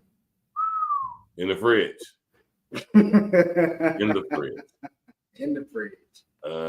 Matter of fact, put that shit in the freezer. Man, Desi, this wasn't it, little bro. Nah, it definitely wasn't. As a guy who was in the joint and I was locked up with and I don't feel good about saying this, but Predators. I ain't gonna say lots. I'm gonna say lots, but quite a few Fleece Johnson ass niggas. Nigga was in there with some hyenas. Man, I'm telling y'all right, this ain't it, man. And I say this because this ain't nothing to be promoting, to be making fun of, making light of, jokes of. It's not comedic. It's not funny at all. It actually guys like Fleece Johnson in the joint, booty warriors, booty bandits. You understand what I'm saying? Pause. And to be, and this is what I say, man. I'm gonna do a show on this, man. Like how they're like aggrandizing, glamorizing prison culture and prison lifestyle. I'm paying attention to that, and I'm seeing that it's an agenda behind that. With the Kai Sinat. Remember that? Say what now? What's his name? Kai Sinat? Yeah, man. I just, ain't nothing fun or entertaining about being in the joint. Let me tell y'all that right now. As a nigga who's been in the joint. Nothing fun about it. Nothing entertaining. Nothing exciting. I ain't gonna lie. All I had to do was watch Oz back in the day, and I knew I ain't never wanted to go. Let me tell y'all that right now. You feel me? Go watch Oz, y'all. And Desi, for you to do this like this, bro, this is, I understand where you kind of, but this ain't it, bro. This ain't it. Yeah, he probably thought it was funny, and I have Fleece have a legendary, name, I guess. This is not the image we want to be promoting right now from us, bruh. They're trying to paint us as the face of sexual debauchery, sexual deviancy, man. You hit me to Fleece Johnson. Man, listen. Now, maybe when he was locked up in the 70s and the 80s, but nigga, when I went to the joint, nigga, man, Fleece Johnson was doing that shit to niggas who is fucking fun boys, man. He wasn't pulling up on no nigga like me with that bullshit. Guaranteed. Yeah. Right? So they always try to make it seem like niggas just be getting pressed in jail. Yeah, man. Like, I ain't gonna front in the 70s. 80s, going early mid 80s, that was kind of rampant in the prison system. This is why they came up with what I tell y'all about all the time. This is why they came up with PREA, the Prison Rape Elimination Act. Right? What's that? There's legislation through the federal government that protects inmates from not only each other, but in staff they may sexually coerce or engage in inappropriate activity with inmates or even amongst staff as well. It basically was Big Brother surveillance legislation to put everybody on notice that you're being watched, and it just wasn't limited to just the inmates. Yeah. Right. Because y'all know in the joint staff be going. COs, nurses, people that work in the office. When I was locked up, and I'm gonna tell the story of this one day. Shout out to my brother Looney. I ain't gonna say his government name, but shout out to my brother Looney. You know what I'm talking about? Maybe on a Stacks story time with Stacks, I'll tell that story. You did. But yeah, though, man, Desi, this wasn't it, little bro. This wasn't it. You can't. Listen. It's not cool to make fun and jokes about fun boy shit, man. We can't ever make it like, because that make it seem like it's acceptable. When we make a joke about it, it's like it's not serious. And nah, man, fuck that. Very serious, man. We don't want this to be our image in any form or fashion. We don't want to be associated with this type of fuckery. We want to make sure that we ain't, y'all understand what I'm saying, man? We don't, even if joking, nah, fuck all that. We don't play like that around here. Growing up where I'm from, we didn't play jokes with fun boy shit. Nah. I don't know how you niggas grow up, but where I grew up, nah. Not at all. We ain't none of that shit. I had to check a nigga online about it. No. I don't know where you niggas take that gay shit somewhere else. You know what I mean? And it ain't even nothing about, like, I don't got no issue with nobody, none. Oz was raw. Y'all, I think online with this new culture, y'all just get a little too loose. Like, calm down, bro. We grown men, man. We over, me and Verge over 40. And like you said, back then, we didn't even play like that. We used to just, and we knew gay people. It was always, gay is not a new thing. It was always gay people. Like, now I will say some of the people I knew was gay. I remember niggas had girlfriends and everything. And I'd be like, I kind of knew what it was. I ain't never say nothing. I remember I had a girlfriend in high school, my homie Shanita, man. She cool as fuck. And I remember she's the only person I ever used to tell, because we'd be talking sometimes. I'm like, niggas in school, I'm like, they cool as fuck. Like, but I knew what niggas was, like, because I was new to the school. I remember I came with Virginil, and I used to kind of call them out. Virg know who I'm talking about. And I'm like, these cats had girlfriends and everything, cold chicks and everything. But you could kind of tell how niggas was. But niggas ain't press up on none of it. Well, not me ever. And I was always cool with, we knew them. We knew some of our homies that y'all know, that some of the biggest names in the city. Our homie Daryl Palmer, like, he always was who he was. And he was always super cool. And it was what it was. Like, we respected people back in the day. Like, it was what you do was what you do. Like, but it also wasn't full blown conversations. Like now, like people feel like they could just kind of, I don't even talk about my sexual acts, so I don't even want to hear about yours neither. Like, what you do is what you do. Like, I don't want to hear about how you doing what you do. Like, man, we too old for that. You know what I mean? And I just think it's a culture where everybody feel like they need to express and say everything they doing at all times. And that's where it get to being murky waters, and it start to, like you said, become an agenda. You go back to Doshi song and how it's kind of, in a sense, she's speaking her truth, how she probably got into that culture and explored it, and now that's where she at. But at the same time, you know, those songs get celebrated and pushed more because that community is a huge community. They control a lot, especially in Columbus. It's like that in a lot of cities. If you in any big city, most of the people that's at the top of your list is all probably part of that fun type of activity. It's crazy to say that, but yeah. I know it's like that in New York for sure. New York, California, Chicago, those is mostly ran, you know what I mean? That's just how they community roll.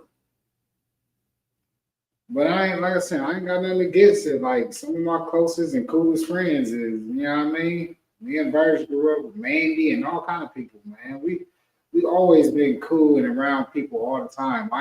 Never had no issues. I think nowadays people make it more of an issue because of how they promote it. You can't be having kids out here where y'all try to allow transitions at such a young age. Like, y'all don't even allow the kids to make choices for themselves later in life. We shouldn't be making any altercations to ourselves in any shape, form, or fashion, I believe, before the age of like 25 to 30. I would say probably like that age should be rose up from even 21. Definitely shouldn't be allowing kids to make such life-altering decisions like that. That's a fact, man. That's wild, man. Super it's wild. Wild and it's dangerous. Shame to yourself, and y'all gonna have to be accountable for that too, man. Shout out to my brother King Els, man. We get into some of the King Els, man. This is Quote Price off of the legendary album, The Legend of Don H. Rest in essence to the homie Big Don. You know what I'm talking about? Q Price featuring my brother Glitch the Guarantee. Let's go. White lines, and she ain't standing up. Crown stamped on it, got my brain in up. Don't panic, East Atlantic, this a different standard. This couldn't go better if the nigga like we planned it. Pushing P Mark 16 on your calendar. It's halftime. With the rest of talents, bruh. Time to celebrate. Complete another lap. You know I see everything. All I do is that. I like a stance on her. Player calls right, pop a couple bands on her. Listen, I heard all bad bitches up a botch. Get kicked out the whip, talk too much like Tekashi. Plays made in Kentucky, I'm a wildcat. Virgil with the flow, how I style that. Can't compare me to a local nigga. Global talk, all trill. What's your total, nigga? Let me show you how it go, ride. Keep it G, nigga, making sure your dough rise. Taking long flights while we on this long flight. $250,000 if we talking about a quote price. Yeah. Let me show you how it go, ride. Keep it G, nigga, making sure your dough rise. Taking long flights while we on this long flight. $250,000 if we talking about a quote price. Now niggas hating cause they can't get a feature. Deep ball head coming out of alopecia. It's nice to meet you, let's play a game of keeper. Big bank, take little bank. Say I ain't the greatest on the island by yourself. Flashback, Hank, custom wall paint, that's minimal rank. What they all think, touch more countries and states. Mine always said finish what's on dinner plate. When them lies exposed, as with them other minutes, squares to a circle, I done really hit a centerfold. If it's on my brother, no. If you need, I'm on, bro. That be second nature, God, put that in my soul. Dreams turn reality, bones in the soil. Better switch a spot if the bubbles start to boil. The gang get hard reflections, aluminum your foil. Even when they wasn't, I still remain loyal. Let me show you how it go, ride. Keep it G, nigga, making sure your dough rise. Taking long flights while we on this long flight. $250,000 if we talking about a quote price. Yeah. Let me show you how it go, ride. Keep it G, nigga, making sure your dough rise. Taking long flights while we on this long flight. $250,000 if we talking about a quote price. Yeah.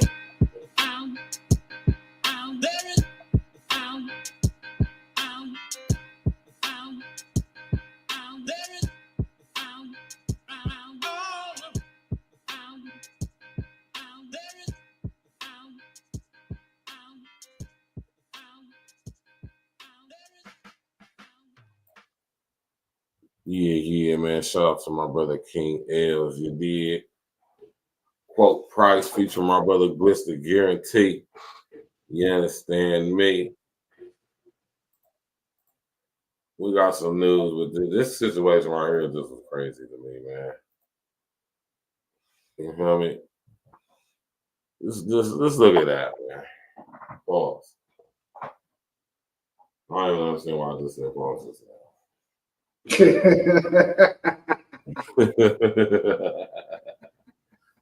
But this chick right here, I was wondering why you inserted. You know what I mean? He put the pause. I'm like, yeah, I saw you know why I just said pause. It's crazy, right? But listen, let me just say this. That's a woman. Let me just say this. Right. If I was driving for Lyft and I had a Honda Civic and pulled up and this chick walked out, I probably would have done the same thing. Oh shit. Yeah. Just being honest with y'all, man. I ain't trying to be funny. But this girl clearly allegedly has lost that lawsuit. Like I knew. I was like, that's not wrong. But crazy enough, Lyft and Uber, right, has a class action lawsuit going on for if you've been sexually harassed by Uber or Lyft drivers in the past 10 years. That's wild. Yeah, I did see that. So, but this coinciding with this situation, right? This is just a situation that I'm gonna say the lawyers probably try to capitalize off of because they are privy to this situation going on, but it failed because she really has no grounds to sue Lyft. Yeah. Okay. It just got her some something that's worthy of a lawsuit. I mean, as far as like winning in court, like I mean, if you got the money, you want to file a lawsuit. I mean, you can do that. You can file a lawsuit on anybody for literally anything, right? But as far as getting lawyers to go along with and support it, that's something different. And I don't know what made these lawyers think that they would, but sometimes lawyers don't. They know it ain't nothing gonna happen, but sometimes lawyers just want to get their names out there. Oh, definitely.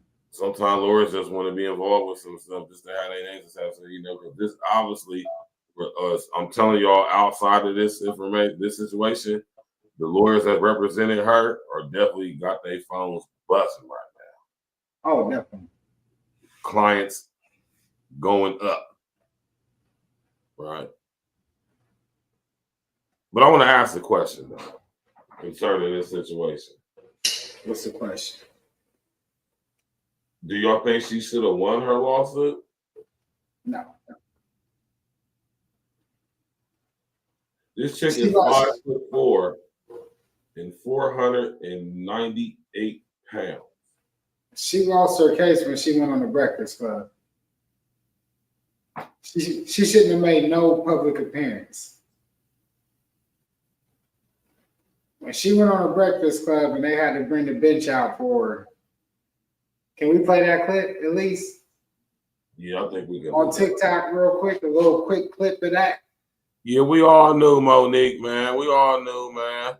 Yeah, this is when she lost her case. This is what her lawyer said. My nigga Blade Monger said the belly is nudity. She need to cover that up. She got the ass. She got the ass in the front and the back. Man. She got a booty. She got a booty like a booty on her stomach, like a front, a booty on the front. Nah, but real talk, she lost the case when she went on a Breakfast Club. I'm gonna tell you, they should have told her don't do no public appearance. Yeah, she has some horrible representation. So her lawyers just want to get their name out there. They weren't really trying to represent her for real. Yeah, they probably did. She shouldn't have went outside. You said play the video. What now, El? What's her name? Dank DeMoss on the Breakfast Club. I know they got a clip of it on a short on YouTube or on TikTok. They got a quick clip where they tried to, they were trying to get her in the chair, and then, you know what I mean, she looked at that chair like that shit ain't gonna work. And they had to bring the bench out for her. You gotta see it to believe, but yeah, it was wild. And that, I think, honestly, that's when the case was lost. Like, I was like, when you look at that, that's when the case definitely was lost. Nice to meet you, Kings. Yep. It's the only seat y'all got? What you want? What you need? A bigger chair or something. Cause she already little. We had That's what I'm talking about. Good. This is the accommodation. There you go. Oh, you said the chair was too small, so we had to bring part of the sectional for you to sit in. And you said something. You said, now this is what I'm talking about, accommodations. Right? Well, we live in a world that's not always going to be able to accommodate people. But we should, though. We should, because we're not all the same, you know? Bigger people should be accommodated, just like we accommodate the LGBT community.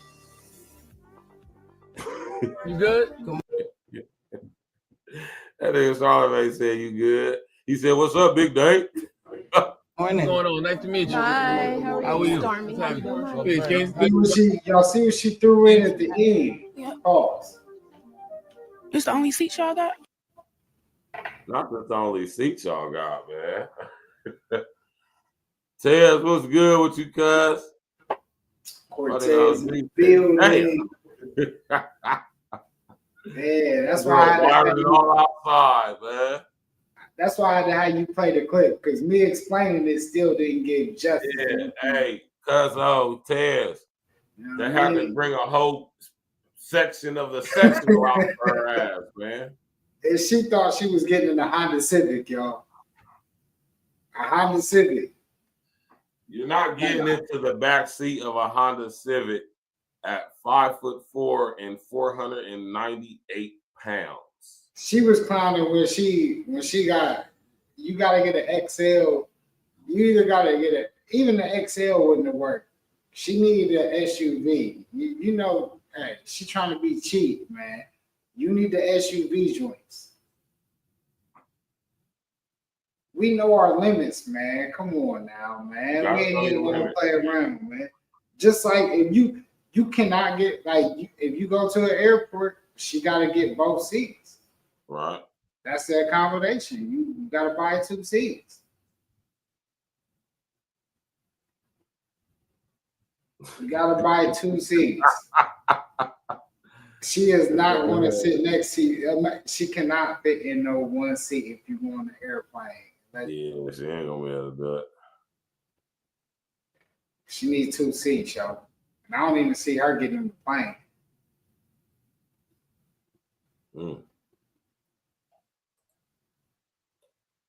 Hey, DeMoss, man, you gotta relax, man. You need to figure out how you're gonna lose some weight, man. Really, man. Big, man. We should not have to absolutely accommodate fat motherfuckers, man. No, we ain't gotta accommodate y'all's out of shape, overweight, unhealthy asses. That sound crazy as hell. Why we gotta adapt and accommodate society for y'all fat, lazy asses? Because y'all want to eat fucking terribly and do stupid shit and get all big. That ain't none of our problem. That shit sound crazy as hell. Talking about we should accommodate. You hear what she said? Yeah, I feel like I'm look, man. I'm looking at the situation, and it's not about fat. Honestly, like, I don't want y'all to think, it's not no attack on fat people. It's really looking at her and saying that she's saying that you got to make accommodations. I get that, but at the same time, you clowning when you know who you are, man. And when you call and you see a Honda Civic, you should have been like, you know what? I'm cool. My fault. I'm gonna order, a bigger car. You can order different size cars. Like when I'm going and I got more bags when I'm flying, I'm gonna be going for a week opposed to a couple of days. I know to order a bigger car because I'm probably gonna have 2 big suitcases, and I ain't trying to put. You know what I mean? I know a fucking Honda Civic ain't gonna even fit my bags. And sometimes these damn cats be coming with shit in the trunk and all that. You don't even know who you gonna get as an Uber driver nowadays. Like these cats are unprepared. like a motherfucker. Like I done had some of the worst experience. Like, cause all I do is I catch it to go to the damn fucking airport, man. And it's always the worst time where I can't switch a Uber driver. So I done had some great experiences, but I done had some very questionable ones where I'm like, man, this is bullshit. Very questionable. Hey man, thank the Moss. I want to say shout out to you, Ma, but I can't, right? Yeah, man. You're very delusional. You need to go get some help. You need to go talk to a dietitian. You need to figure out how you're going to lose all that weight and all that excess skin you're going to have. You need to figure all that out, baby. Your health is way more important than any type of social media clout that you can be possibly getting now. Because baby girl, ain't no way in hell you supposed to be that short and be that big out there waddling on the goddamn scene. They had to get a whole damn piece of a sectional for you, girl. This girl said on the video that I've seen her, she said that in her mind, she's not a little chick. I'm like, huh? That sounds crazy. Like, no, Ma, I don't care. Ma, you're huge. You weigh more than else together. And this is that I could be anything that, you know, we did used to try to teach our generation. We wasn't going for that shit. Like we know, yeah, you could be a lot of things that you may not think you can be as far as like aspirations. But like when you say shit like that, like I identify when you know who you are, like when you are who you are, you are who you are. I don't care what the fuck you identify as in your mind. You are who you are, man. You are who you are.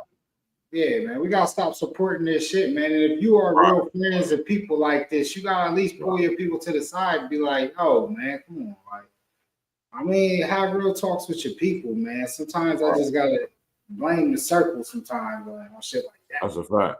That's a fact. And I totally agree with you on that, because ain't no way in hell y'all gonna call yourself loving this girl and her friend, and y'all just gonna sit here and allow her to convey herself in such a way, capitalizing off of her fake ass misery and shit, trying to appeal to our heartstrings.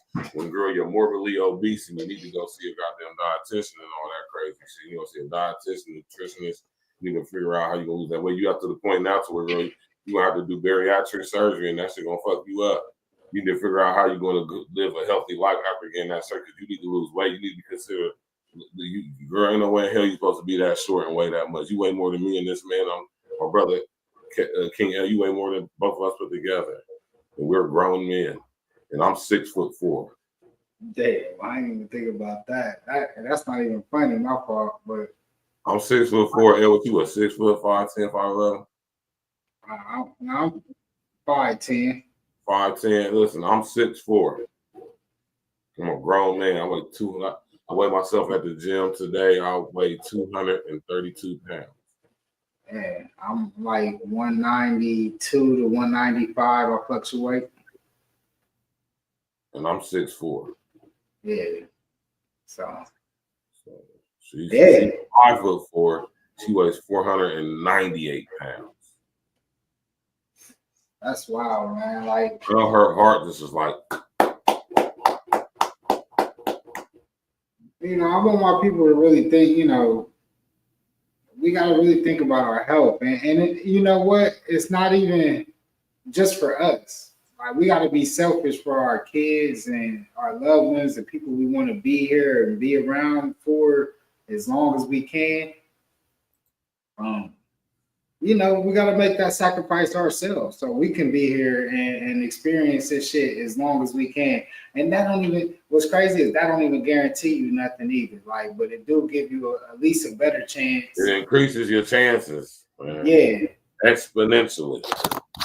Let me tell you this. You're not going to be doing yourself harm implementing a health regimen in your lifestyle.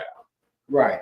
Especially at the age of 40 plus. It would be doing yourself a very good service doing that. It wouldn't be harming you in any way doing that. I'm going to just say that.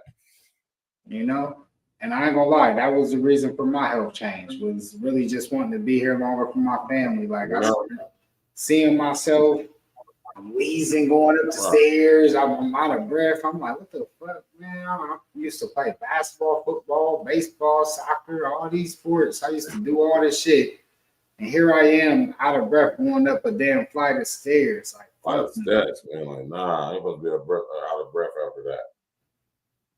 And, you know, I had to get to it, man. Right. Shout out to my brother L for King of Consistent. My brother Blake Monger silly as hell. Bumper and rims. Inspiration. Blake Monger silly as hell. He said bumper and rims scraping the concrete as the catalytic converter gets damaged while rolling down the street in the Civic. She should have called a tow truck. Hey, bro. It just was, yeah. I think she did it for publicity. Like, we can call it. Of course she did. All that shit was publicity. It was to get popping real quick. She got her name out there. Okay, she created all the content. She got some interviews. She made the Breakfast Club, the biggest radio show. So, yeah. Monique Robinson said, I'm 5'8" and 192. It's ass and tits. Tits and ass is extra pounds. I work out. Yeah. 5'8", 192. That's kind of big for a girl that's 5'8". I ain't gonna lie. But at the same time, if you do got a little dump, like I didn't see something that's very well put together that's, you know, around that size. Right. Now, depending on what that 192 looked like, that 192 on that 5'8" frame as a chick could look kind of all right. You know what I'm talking about? It can be put together because you gotta think that's, you know. Y'all shape the proportion different than us. Some of them got, we got more muscle density than y'all too. So you know what I mean? I'm 6'4" and I weigh 232 pounds. Yeah. You feel me? Now, don't get me wrong, I'm not a little guy, but I'm not a super. Yeah. I'm not a little guy either. Though. No woman should weigh how much I weigh. Yeah. I said no woman. Unless you like extremely tall. Yeah, hey, at the end of the day, man, just get in the gym, y'all. Like, just try to do what you can do, man. You know? You definitely want to incorporate a weekly workout regimen 4 to 5 days. Right? You know? You want to be here for you. Like, I always look at it as don't disrespect your family, your kids, and your family, your friends. Like, you want to be here as long as you can for them. So that's a fact. That's the way I look at it. I want to be here as long as I can for the people I love, because I know they love me. I love them. So that's my motivation. You know, it took for that kind of shit to think about it as a whole outlook for me to get consistent. And here we are. OG said more than likely. OG said Monique more than likely is thick as hell.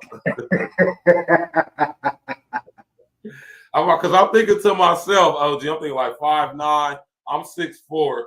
5'9" is tall for a girl. That's like L's height. If you a girl with L's height, that's tall. Yeah, she's a little shorter than me, but 192. I'm thinking like, yeah.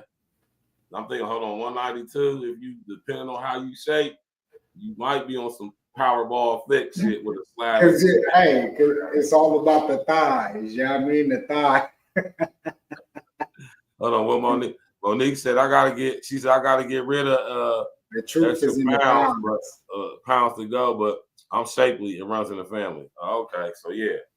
So I always say this, as a woman, like it's probably better to just train the legs as much as possible. Yeah, a lot of y'all chicks need to not lose a lot of weight, but lose some weight, but just tone up. You feel me? Train the legs. Just get in the gym, train the legs. Just get in the gym, man. Lift some weights and do cardio, man. Get on do some cardio and squats, lunges, crunches. Get that midsection together. You feel me?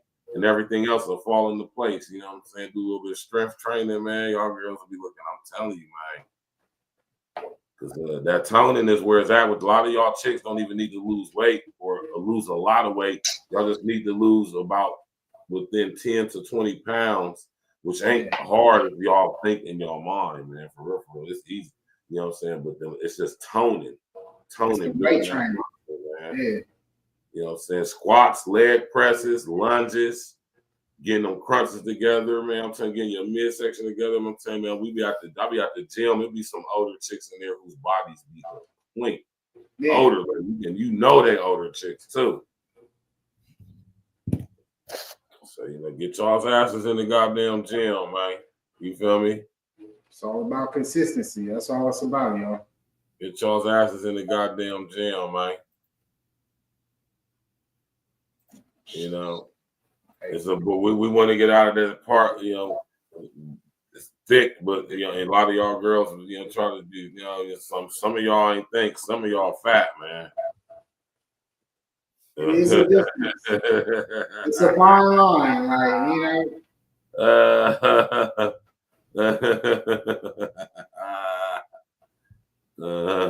Except my care of weightlifters. Yeah, and I get it, you know. I definitely get it. You said your kids is weightlifters? Say that kids are weightlifters. Okay. Yeah, get up on that. I'm telling y'all, if y'all want to build strength, get up on that pull-up bar, man. That's how you build that fucking grizzly bear tiger strength, man. Get up on that pull-up bar, man. You know what I'm talking about? Get up on that pull-up bar. I'm telling you, that's what I used to do when I was in the joint, when to build that grown man tiger grizzly bear strength. Man, get up on that bar. 10. You want to reach the goal of being able to do 10 sets of 10. And when I say 10 sets of 10, I'm talking about all the way down, hold for 5 seconds, pull up, hold for 5 seconds, go back down, pause, and that's one. When you can get to where you can do 10 sets of that, that's that. You feel me? It's that solid grown man strength. You hear me? And if you can't bench press your woman, either she's too big or you weak or a combination of the two. Right. You should be able to bench press your woman. He said a combination of the two. Oh, man. Your woman, you want your woman to roughly be about 3/4 of your weight. Ain't no woman got no business being 200+ pounds. Unless she's like my height. If you L's height as a woman, 200 pounds, I don't give a damn how it look or how you shape. You shouldn't be that big. That's big. Yeah. And y'all should definitely be able to bench press over 150. I digress, man. Some of y'all girls out there thicker than a Snicker, man. You tell they tell you how much, these girls tell you how much they weigh. You be like, man, no, the fuck you don't weigh that much. Then they get on the scale, and you be like, oh shit. You need to tighten up, baby. It goes the way I did. You weigh almost as much as I did. Overall, basically, a woman should never weigh much as a man. That's all I'm saying. Overall, we just all got to get more healthy, man. Just be as healthy as you can. I went to the gym today. You feel me? I've been working out from home lately because when I get off of work, when I go to the gym, when I get off work, it be so crowded in there. Yeah. When I get done working out, the sauna be so crowded. The water is never hot. It's always cold because it's hella people there. It was definitely cold today. So what I've found it easier for me to do is just work out from home. And on Friday, my day off, I'll go to the gym. I'll go do some cardio, get on the elliptical for about maybe 2 to 3 rounds of 7-minute sessions, pause. Then I go get in the sauna for about a good 32 minutes to an hour. Yeah. Right. That's what I got. And that's what I did today. That's what I did. I did 2 rounds on the elliptical, got in the sauna, sweated out all the bullshit from this week. I sat in the sauna for about an hour. Yeah, I took a shower early in the morning. Wasn't nobody there Friday. I was out of the gym by 9 a.m. I know you felt good doing that shit too. I felt great. It was fucking outstanding. All right. Yeah. The full hour joint. Blake Margaret said the combination of the two is not a good match. It's not, but hey, it be like that sometimes, Jack. What Monique say, my daughter deep knee being 250, that's a few years ago, but when you look at her, you can't tell. What's that? You said your daughter, what you said she bench, you said she's squatting 250? She squatted 250? Okay. Damn. On some all the way in the bucket. Well, what's her yeah, that's nice. That's 250 ain't no lightweight. Nah. Not to be squatting for a female. Nah, definitely not. Shit, 250 is crazy. She's squatting. In high school, I used to. I ain't gonna lie. In high school, I used to squat some shit. I used to get up there, but I think I'm squatting like last time I did some squats with some weights was.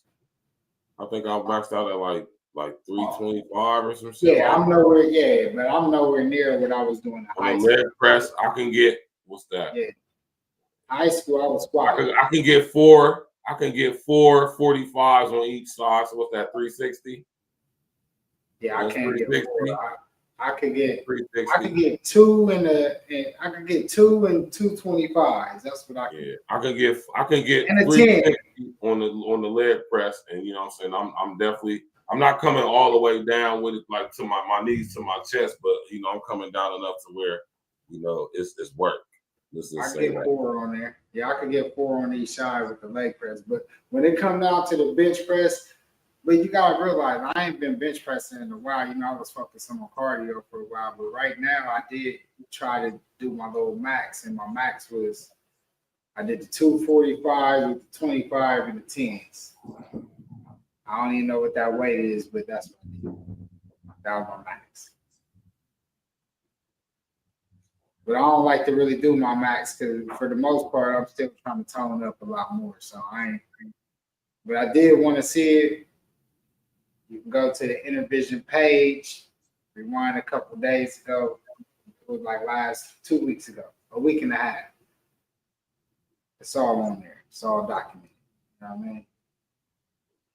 But hey man, everybody get in the gym, man. Like honestly, just get in there. Even if you don't get in the gym, do some push-up squats in the house. Do you 50 each every day.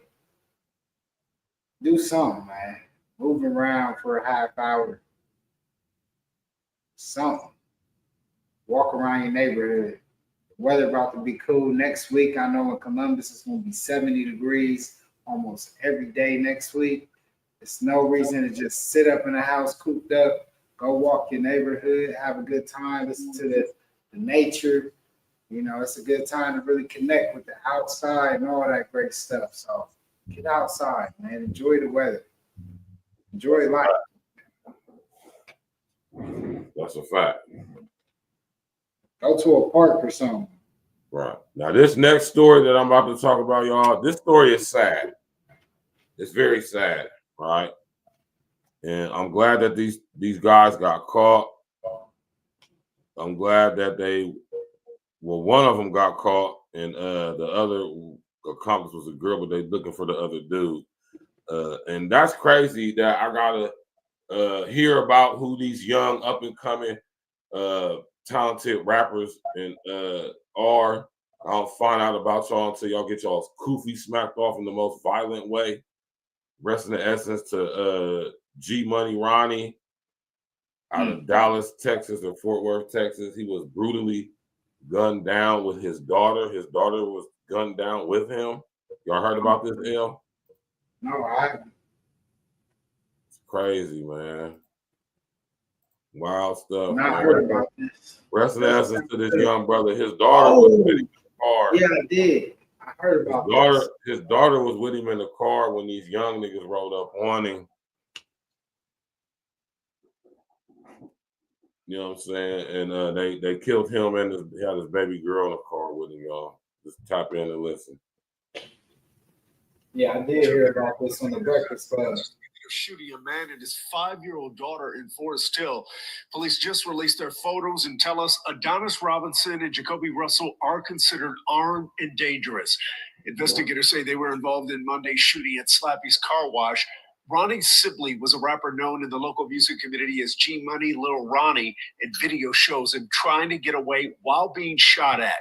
Sibley's daughter, Ramani, was in the car. It was also killed. My Lord.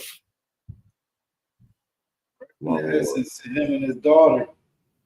Yeah, I heard about that on the Breakfast Club this morning. Yeah, my Lord, man. Rest in the essence to Lord G Money Ronnie. Rest in the essence to his beautiful daughter. Listen, man, this when I heard this, I don't know, this just did something to me. I ain't gonna lie, yo. You feel me? Like, look at this little beautiful young girl, man. She 4 or 5 years old, ain't even, she out with her dad. She don't know the things her dad involved with as far as ops and in the streets or beef or none of that. She just with her daddy, you know what I'm saying? And it's just crazy, man. You know what I'm saying? Rest in essence to this young brother. I don't know if he did anything to deserve such a situation, you know what I mean? But what absolutely didn't deserve to happen was for this little girl to be taken away from us and from him and their family. That wasn't called for, man. And y'all young brothers, man, listen here, man. Y'all young brothers gotta relax, man. And then I want to say something too. Like, I mentor a couple young brothers I got. They got their head on their shoulders right, and they doing the right thing. But some of y'all young niggas, man, a lot of you young niggas, man, niggas don't even feel like it's worth talking to y'all, man. Y'all niggas be fried and gone, man. You know? But, man, I pray for young black men for real, ill on some real shit, bro. You know what I mean? Because I know they targeted, you know what I'm saying? And I know they being propagandized to be a certain way, man. And, the ones that I don't waste, I only put effort into time. I only put effort into young brothers who showing some signs of wanting to do something different. If you a young nigga that's happy to be a young nigga, I ain't fucking with you. I ain't gonna waste my time with you. Right? Some of you young niggas is too far gone, man. Rest in the essence to Ronnie G Money and his daughter, man. This is a horrible situation, man. This hurt my heart when I heard about this. I said, damn, it's messed up. I never heard about the young brother, never heard any of his music, but I got to hear about him, who he is, because I'm hearing about him and his daughter being bodied.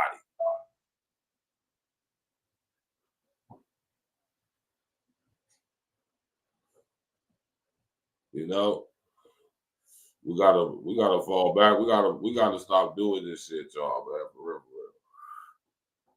Right. Our numbers is already dwindling, and we just contributing to it by keep just butchering each other. At what point do we, as a people, sit back and be like, man, we gotta relax on this shit? For real. This shit ain't it right here.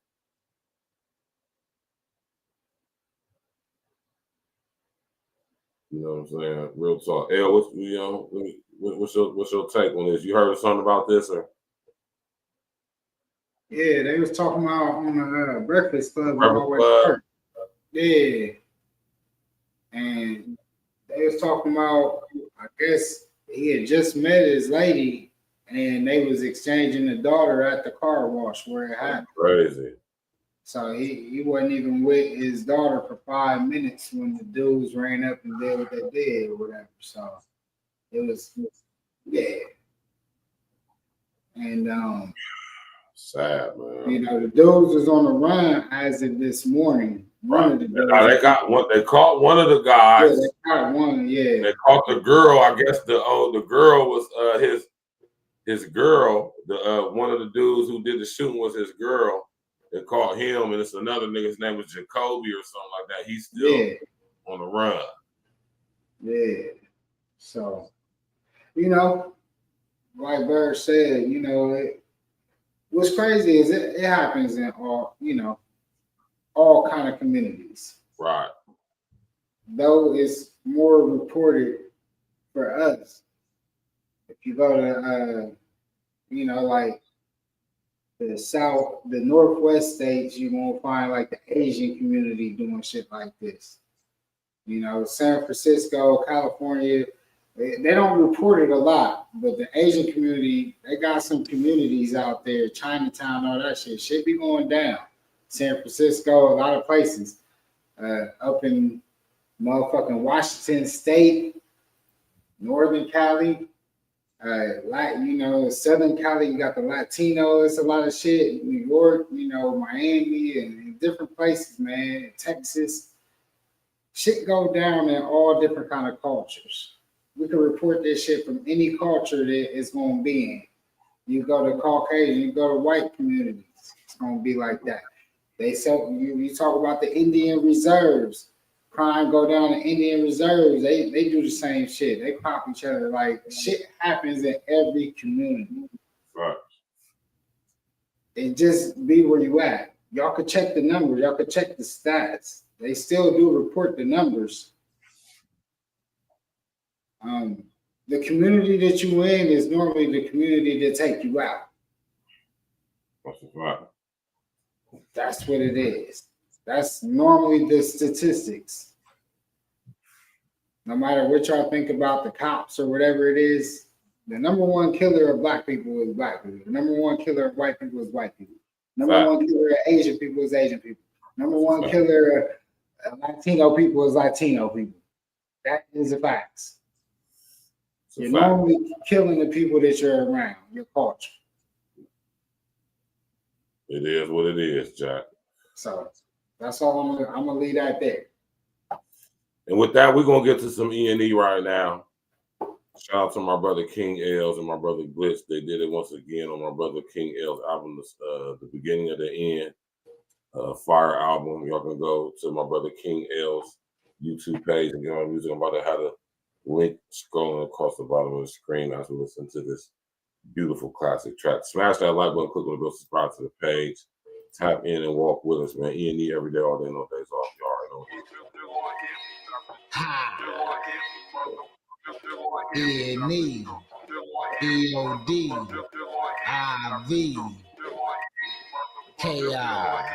Go up on my name, nigga. Best show some respect. I ain't never had to front. You can put that on my rent. I be solid as a mountain while they tumble, call them cookies. Heavy in this game, I ain't never been a rookie. They ever call me at the right, you know I'm with the shit. They ain't never gotta ask it. Keep me on that shit. Feed up, lay back. Yeah, I'm rolling up a blunt, going up.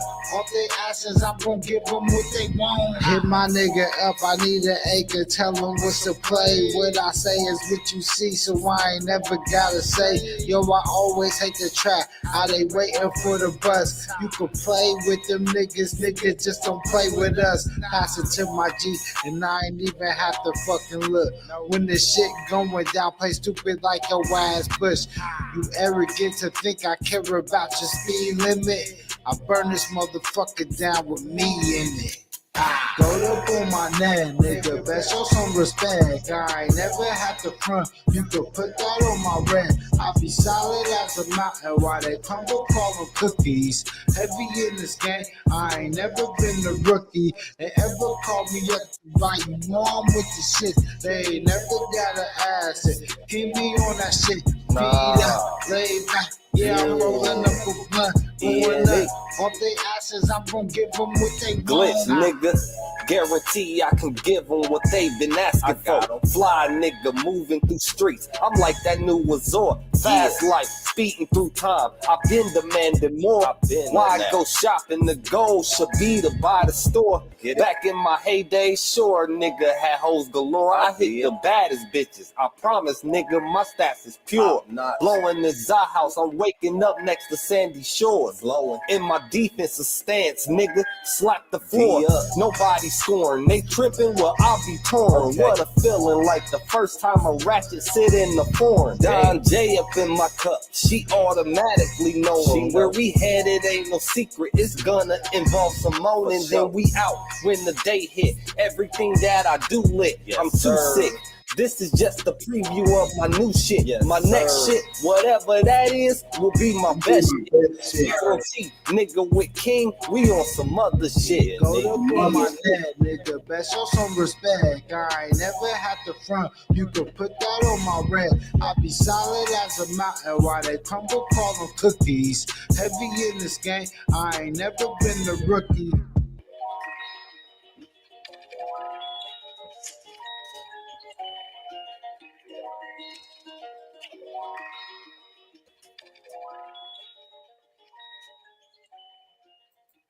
Shout out to my brother King Els and my brother Glitch the Guarantee. My brother Glitch the Guarantee just popped up in the building. Glitch was good. Glitch is in the building. I'm gonna drop the link from my brother Glitch because I know he probably want to come up on this goddamn panel. Anybody want to come up on the panel, ask any questions, spit your game, talk your shit, talk about whatever you want to talk about. Maybe you know of a trending topic or current event that we haven't spoke on up until now. You're more than welcome to come on and sit up here, spit your game and talk your shit. I just dropped a link. That link is for everybody, man. Y'all can hit that link and come up and spit your game and talk your shit, man. 92 Dolo, what's happening with you, bro? My brother told you tripping while I be touring. My nigga Glitch the Guarantee, what's good with you, brethren? What up? What up? What up? Man, you already know it, man. We here, man. You know what I'm talking about? My brother, what's good? Nah, shit, man. Cooling out, man. Had to running around and shit. And I had to just go politic that. Yeah, I had to. My brother. Yes, sir. You already know what it is, 92 Dolo, man. Smash that like button, click on the bell, subscribe to the page, man. Hit that super chat, hit that super like, hit that super gift, that super thank. Y'all see that $sign right there? That means we monetize over here, man. Support the interest, man. You know what I'm talking about?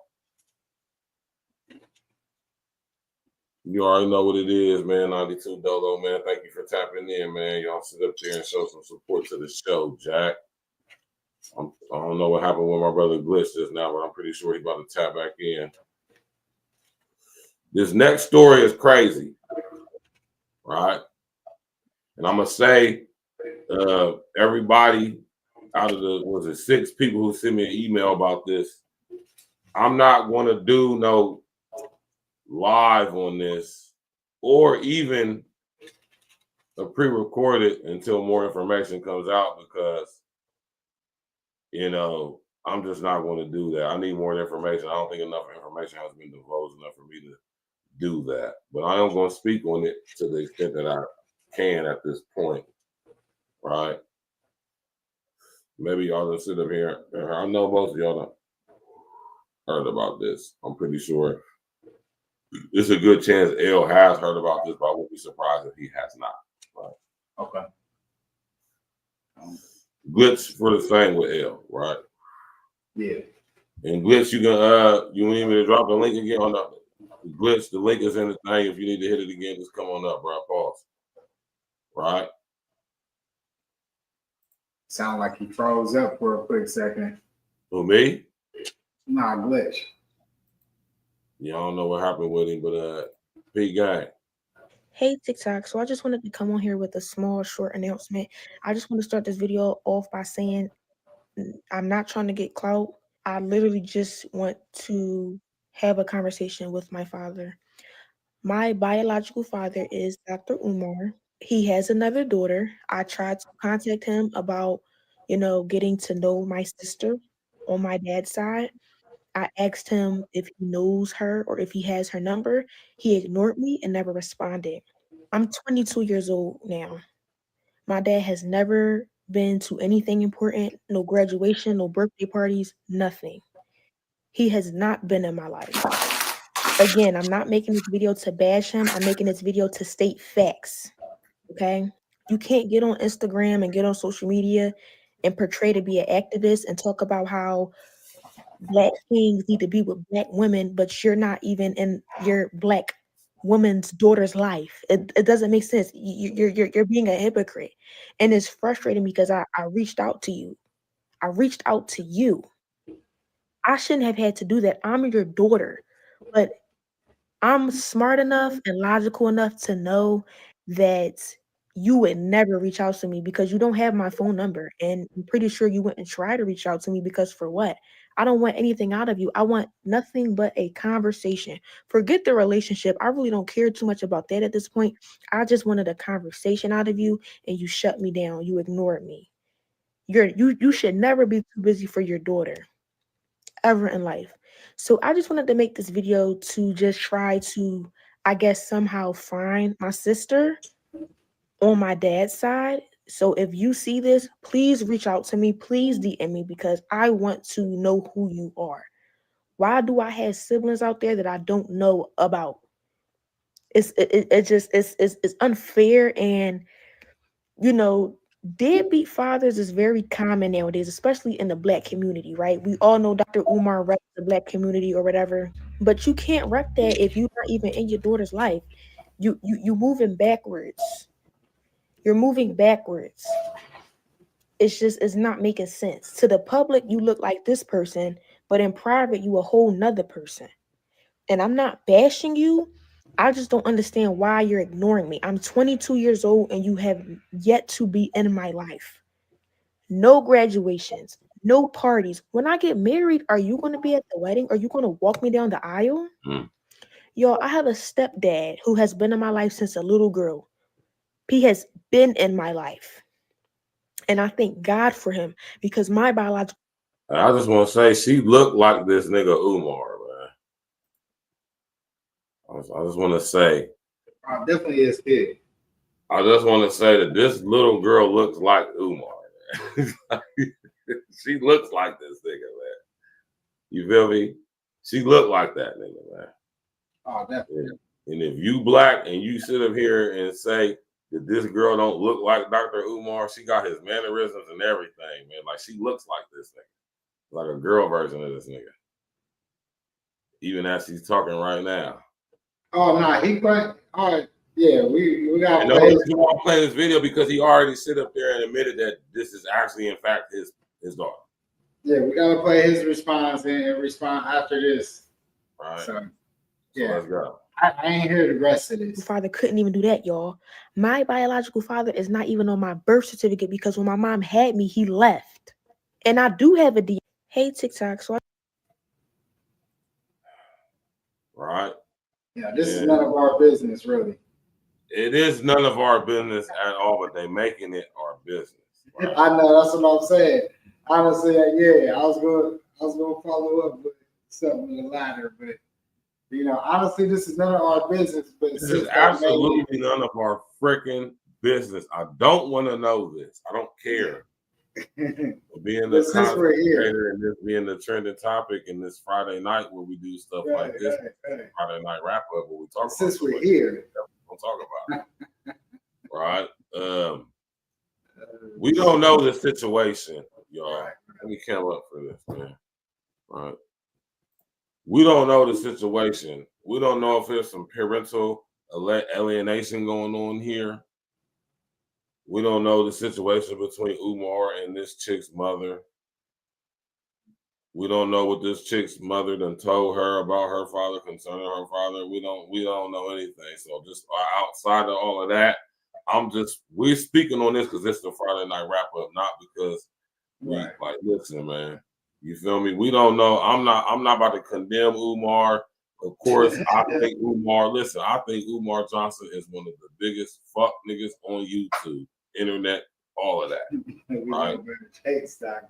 But at the same time, when my brother right, he right. When he's speaking on what he's speaking on, when it's right, he is exactly 100% right.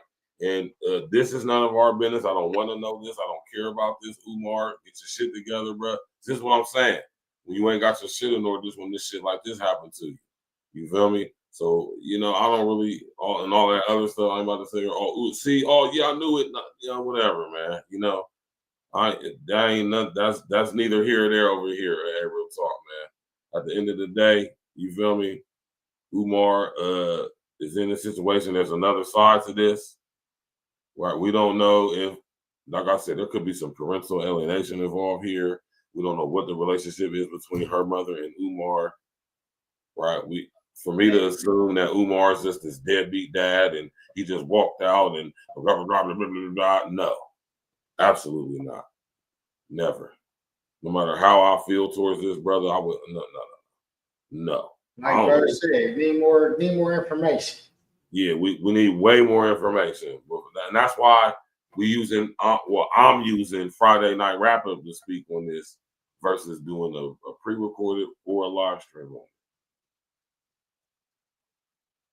it. And I'm just too thorough to even I gotta say, regardless of how I might feel towards Umar, I ain't about to sit up here and lambast this brother and just condemn him bad guy in the situation, not knowing the parameters of the situation. You feel play his response. You said play his response? Yeah. Oh, he got a response? Yeah. I wasn't aware that he had a response. Yep, this should be on YouTube or TikTok. Yep, he definitely responded. Well, that's what I saw. I wasn't aware. Yeah, I didn't even see this one. I saw his response a little bit. Like I didn't see the whole thing of that either. I just seen like a little clip. But I know he definitely said something back. And he said you need to basically holler at your mom or something, and we need to have a sit down, all three of us, and we can all talk about what you talking about. You know? I'm trying to see where's the response video. Which one is the response video? Him responding.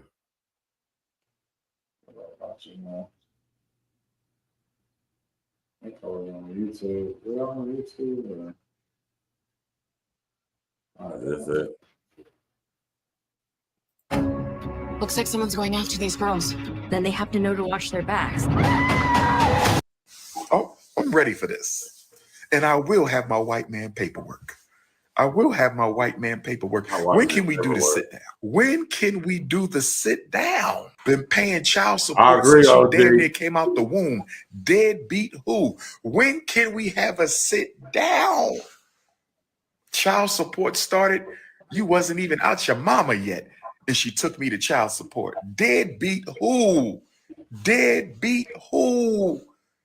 Child custody file this thick. What are we talking about? Where is Mama Smurf? Where is Mama Smurf? Can we please have a sit down? And you can fool some of the people. That's that nigga's daughter, man. Yeah, he just said it. All the time. But you can't fool the prince of Pan-Africanism any of the time. Calling me names, using profanity, disrespectful mouth. I just want to say this to all my supporters out there, my true supporters. It ain't that many of my true supporters. But for my true supporters, I want y'all to stay focused. There's a lot of slander going on. There's a lot of lies being pushed out there. There's people trying to use my name to build themselves up. I just want you to be really, really careful right now. Be patient, stay focused. Be patient, stay focused. Be patient, stay focused, brothers and sisters. Y'all know me too well. Y'all know my love for children is too strong. Y'all know me too well for anybody to be coming out the woodworks telling you they've been trying to reach me when my number has been public for 20 years. Listen, brothers and sisters, I want y'all to listen. My phone number has been the same for 20 years. So anybody telling you they've been trying to reach me and my phone number hasn't changed in 20 years, mind you, I speak at graduations in Philadelphia all the time. I'm on the street in Philadelphia all the time. I have events in Philadelphia all the time. I got family in Philadelphia everywhere. and you've been trying to find me, stop the cap now. Can we please stop the cap, brothers and sisters? Can we please stop the cap, brothers and sisters? But let me say this. The quickest way for you to get blocked or put on the FDMG Book of Negro list, the quickest way for you to get blocked or get put on the FDMG Book of Negro list, shout out to my Stockholm, Sweden Africans. I'm so happy to be in Stockholm, Sweden. Pull up Saturday. It's going down. Ghanaian independence, King Kong consciousness.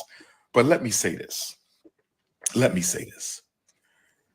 If you mind my personal business, I don't care who you are, I strongly recommend you mind your business, because if you don't, you will be blocked and put in the Book of Negroes. Oh no. Oh no. This nigga Umar funny as hell. Where is the school at, bro? Where is the school? And yes, Umar, you are the father, bro. Oh, he definitely said he was a father. He said Papa Bear, and he said, what he said, Mama Smurf and Papa Smurf and maybe Smurf need to all have a sit down. The little girl looked dead on you, Umar. You can't deny her, bro. She looks like you, bro. Nah, he said he was paying child support. support. I'm just saying though, even if you wasn't, I'm just saying. Shout out to Umar for stepping up in it, but I mean, but bro, you couldn't deny her, bro. That little girl, she looks like you. All right. And I feel like he should reach out to her. You know, that's where I feel like he definitely should reach out to her. That nigga OG said the school is in his pocket. It's been what, 10, 15 years this nigga talking about this school? We ain't seen shit, man. The school is never damn fool y'all send that boy money, man. The school's never coming. It's never coming. It is never coming. They gonna teach you through his online seminars and him coming to your city. He's sending that nigga money too. Now this topic right here, man. This topic right here, man. Hey, man. This topic right here, man. Hold on, let me pull up on the screen, man. Yeah, man. Dr. Umar, reach out to your daughter, bro. You know what I mean? If she crying online, no matter what, I don't even like that. Like you said, that ain't none of our business, but fuck it. If she want to get online, and the least you can do, you just hit her up. And if she do want to take it online, it should have been a little bigger on that one. And at least just hit her up first, to at least say you did it. And if she ain't answered, you know, you do your little internet shit. You know, I guess that's a new wave, but yeah, keep that shit. You know, that's a new wave. Everybody want to go to the internet and air out and try to expose some goddamn body, man. Yeah, man, I'm tired of this new era. Yeah, I'm tired of that. That's some police ass shit, y'all, man. I'm letting y'all know that right now, man. Yeah. Hey, man, listen here. A Real Talk Podcast, and I'm pretty sure I speak for my brother King L. That's the fact. Hey, that's some police ass, rat bastard ass shit. Right. That whole mentality, that ideology, that's some rat bastards. That's some police ass shit, man. My man OG said the school is ready. I said the school is ready, my brother. Gotta check the plumbing. I said the plumbers gotta check the plumber, brother. Hey. The Prince of Pan-Africanism. Hey, man, we about to get to this. Hey, listen here with this next situation, because I know this is sensitive, and a lot of you niggas gonna feel the way. We couldn't wait till Tuesday to speak on this. I'm black, y'all. I'm black, y'all. I'm bliggity, bliggity, black, y'all. I'm black, bliggity, black, bliggity, bliggity, black, bliggity, bliggity, black. And then I'm black, and then I'm back. Right? Hey, listen here, man. I'm gonna start this off by saying shout out to LeBron James, right? On the aspect of being a young black man who faced adversity, diversity, and had to go through certain situations and put in some work, and regardless of what was going on in the personal level, and he made a success of himself. But I'll also say this though: you don't go from being a ghetto ass, raggedy hood nigga, father, mother, son of a dope fiend ass broad to being a billionaire, bro. No, fucking no, man. Right? It just don't happen like that. You hear me? And I want y'all to understand. I don't give a fuck what y'all think y'all know about this nigga LeBron James, man. Right? Outside of that, we about to get to this situation right here. And I want to get this. That was a hell of an intro.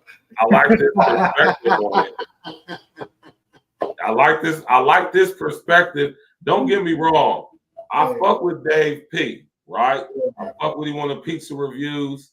But when it comes to sports and shit like that, I agree with him sometimes, I don't. But being the CEO of Barstool, which is probably one of the most popular, sports betting shit, listen, we got to respect his opinion to some extent because, he is the CEO and founder of one of the biggest sports betting things right out right now. I listen to him about sports and pizza. That's the only thing I listen to him about. That's it. When you talk about politics and shit, Dave Portnoy, you need to shut. Yeah, I seen him when he was here in Columbus a couple of years back. But anyway, though, he got a good taste for pizza. I will say that because he came here, he went to Stats, and he went to got them the one spot over here on over here on campus by the Lennox area. I can't remember what it's called. He had a couple spots. He had like about 4 spots. But anyway, listen here. I got Dave Portnoy's take on this LeBron situation with Stephen A. Smith, right? Let's go. Uline is expanding in Ohio with a 1.4 million square foot warehouse, and we are looking for exceptional tragedy. Thank God that we're all happy. Listen, I got to weigh in on this Stephen A. Smith versus LeBron James controversy. In case you missed it, LeBron basically accosted Stephen A. at the Lakers game and said, "Keep my son's name out of your mouth, punk." Because Stephen A. was criticized. Hey, man, LeBron, you're a lightweight sucker for that. Bro. He is and he ain't, right? I can understand from the aspect, that's my son. No. Mouth. No. Nigga. No, right? Burgess. Hold on, let me finish what I'm saying, L. Right?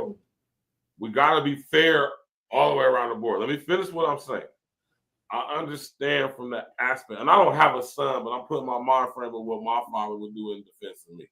And my father's downstairs right now. My father lives with me. Anyway, we got a dope episode coming up for Spiritual Roots Sunday. That's gonna be fire. Anyway, I understand where LeBron's coming from as a father. I get it, right?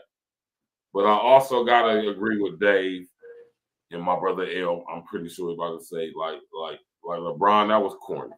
It was lame. It was soft, lightweight, some hoe ass shit. But let's finish listening to what Dave had to say. All right. Let's finish listening to what Dave had to say. Bronny and saying LeBron's sensitive and really pointing out what a disaster Bronny has been his first year in the league. Now, I am one of the more neutral guys you're going to find on LeBron. I call it both ways. One of the all-time greats, definitely not better than Jordan. One of the most sensitive babies we've ever seen in sports. By all accounts, great family man, great dad. But this is one of the most ridiculous controversies in the history of civilization. LeBron doesn't want Stephen A. or people or the media talking about Bronny, who is a professional basketball player on one of the most storied franchises in the league, number 2 only to the Celtics. What are we talking about here? Now, I know LeBron, when Bronny was 14, he said, one of my big regrets was naming him LeBron Jr. because I don't want him to have the pressure of living up to me. Who could? Remember that article. And then he forces the Lakers to draft this kid in the NBA before he's ready. He didn't even start at USC. Couldn't even get playing time at USC. Ineffective at USC. Now, he overcomes a heart tragedy. Thank God that we're all happy he did that. And Bronny, by all accounts, seems like a good dude. And I feel awful. I tweet my heart aches for Bronny James. to have to live up to your dad, which is almost impossible to have your name LeBron James Jr., even though your dad says he regrets it. Then your dad forces this dog and pony show for you two to be the first father-son in the NBA, even though you don't belong to be there. Everyone knows you don't belong to be there. You're having one of the worst statistical seasons in the history of any NBA player ever. Now, one day he could get in the league, but he's only there now as a make-a-wish to LeBron, to keep LeBron happy. He's in a big boy league playing against big boy players, and he stinks. He stinks. And LeBron doesn't want the media to talk about it. He's going to go up to people and get in their face.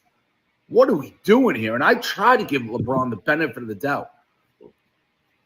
But if you don't want the media talking about how your son is overmatched and it looks like a make-a-wish and how helpless he is in this big boy league against paid professionals, then don't force him to go onto the team. Let him be in the G League forever. Let him stay in college. Let him earn it.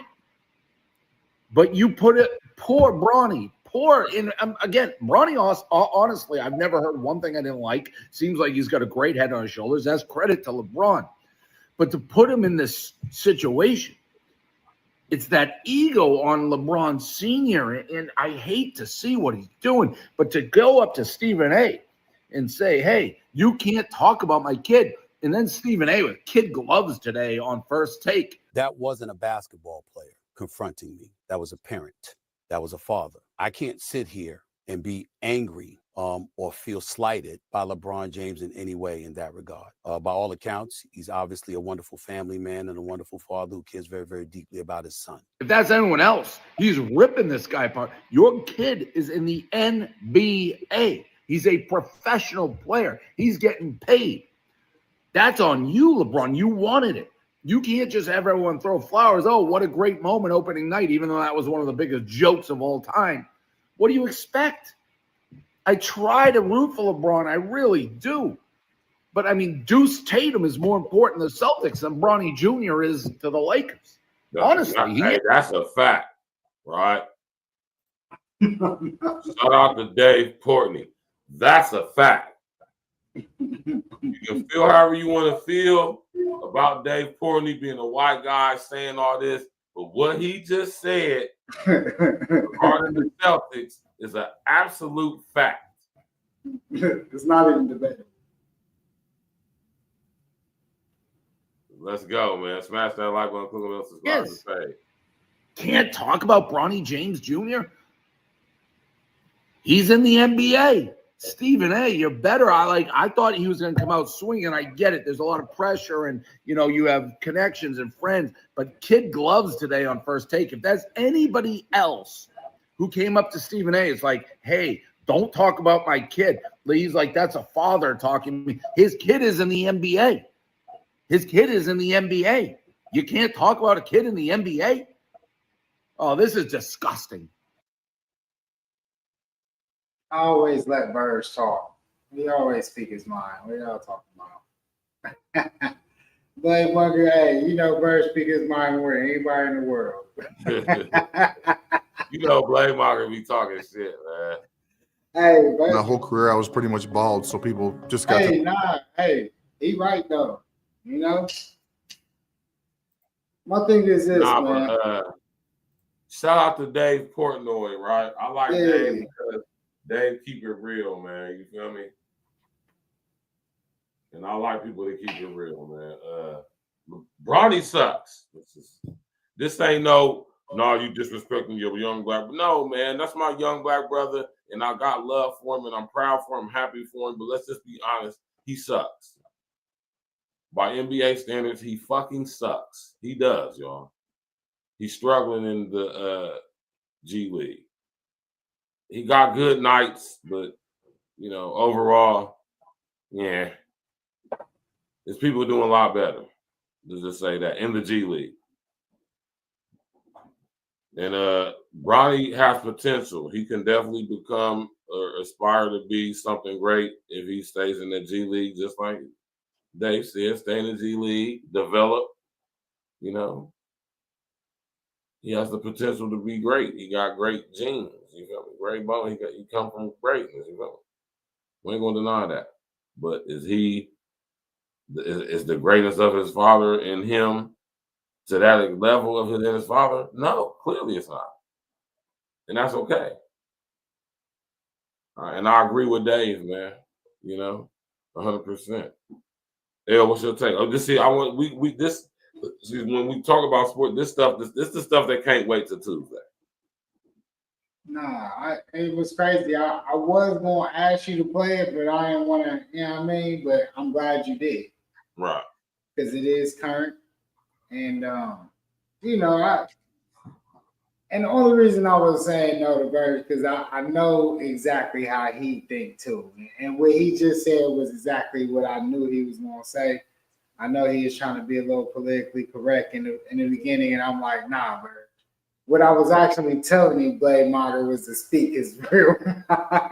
Actually, what you said was what I was telling him to do, because I know Bird's sometimes he try to go to the other side, but I know how he felt about this situation, because I know how Bird thinks in these situations, because me and him think exactly the same on this. Like, my thing is this, man. This was a rollout. Right. We seen where Brian already kind of said something about the press a couple days ago, where he, had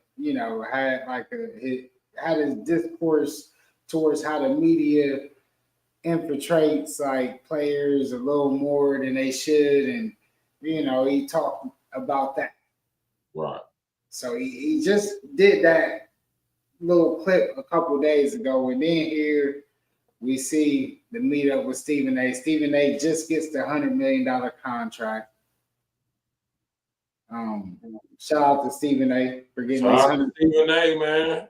Yeah, so this is kind of downplaying Stephen A.'s contract. Now it gives people, because we back in the social media cycle, the people who has their little opinions about Stephen A. Now they side with Brian just because they have an issue. It's nothing. It's just like the Drake and Kendrick battle all over again. Yep. Crabs in the barrel, man. Now you got a couple opinions about Stephen A. Now you pick a side, and you got to stay on that side, whether right or wrong. Nah, right is right, wrong is wrong. Wow. Truth is truth, lies is lies. I'm not going to never let nobody depict what that is based on an opinion of how you feel about a certain person over what the truth is. And the truth is, man, what Burge definitely alluded to. Like, I'm not even going to say Bronny sucks. I just feel like he got to figure it out. He's only played 7 games in the G League, a couple games in the NBA. He ain't really been on the court enough for you to really even give him a fair shake of what you can assess him as, because he hasn't played enough in the NBA. He hasn't played enough in the G League. So where does he rank at? Like, and then people throw up stats, 22 points. Okay, if you only played 7 games, I need to see more. And that's of any player. Any player that I would be considering, I need to see more than 7 games in the G League. And you got players, you got TJ Warren in the G League, because then you start making me going to look. So, okay, now I'm going to go look. As I said earlier, I go start doing the research. And as I start the research, I start seeing former NBA players that was killers in the G League. One of them, I know TJ Warren. I'm a Brooklyn Nets fan. I remember he was up in Toronto. He was out there killing that one year. He averaging like 25, 26. I thought he was going to come to Brooklyn. He ain't do shit. Now I see where he's at now. And he in the G League. And he averaging about 26, 20, 24, 25, something like that. I seen him more because I went to the points per game leaders. And I started looking like, well, are we going to ever see any of these guys? And at the end of the day, man, the G League is what it is, man. It's always been the same. But I do feel like Bronny does have some good intangibles. He has good athleticism. And I do see he has a good basketball IQ. But like I said, they got to make a decision what they want to do with him. If Brian can't protect him, man, like, this is my only thing that I had that I felt like there was going to be the issue with having a dad and a son in the league is that you don't want the fatherhood to bleed. You have to separate the two. When you walk through them doors, it becomes a business. And I was thinking how professional LeBron has always been. He would have been able to separate the two. Right. Because he's been so professional through his whole career. So that's what I expected. Like, all right, you know, he even made a little speech about it prior to the season. So I'm like, all right, he understands what he needs to do. But what took over was the father in him when that shouldn't have happened right there in front of the cameras. Because Stephen A., I'm pretty sure, is a. I agree with you on that, L. I feel like Stephen A. is a very accessible guy. Right. I don't feel like he's the type cat. If LeBron hit him up, he's not going to answer the phone and he's not going to talk. Right. I don't see Stephen A. as that kind of guy. Whether you like him or not, what his takes are, whatever. But he doesn't come off across to me as a guy that won't at least have a conversation with you if you hit him up. Me either. Right. And I agree with you on that. That's definitely a situation that LeBron could have, you know what I'm saying, wait to, you know, the cameras was off, the game was over, and pull title, or wait till it was over and hit him in the DM, or I'm pretty sure they got each other's contact information. He could have emailed him or some shit. You feel me? And he just spoke about how he didn't like how the media be talking about players. He just did that a couple days ago. So that was the rollout. So now we see what that whole interview was about. Because you knew Stephen A. was going to be in the game in LA. So you put the interview out first, how you have a discourse for the media, and then you go and run up on the very top of the top media guys who just got $100 million contract. Mm-hmm. And now you run up on him. It was a rollout, man. He did a whole rollout for it. That's how it be happening, man. You feel me? You know?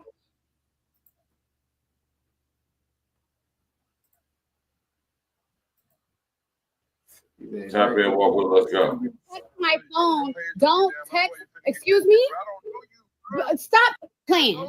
Listen, at the end of the day, I promise you. What's good, everybody? It's your boy, O'Shea Duke Jackson. At it again with another episode of The Celebrity Junk. Dima on a cup of music.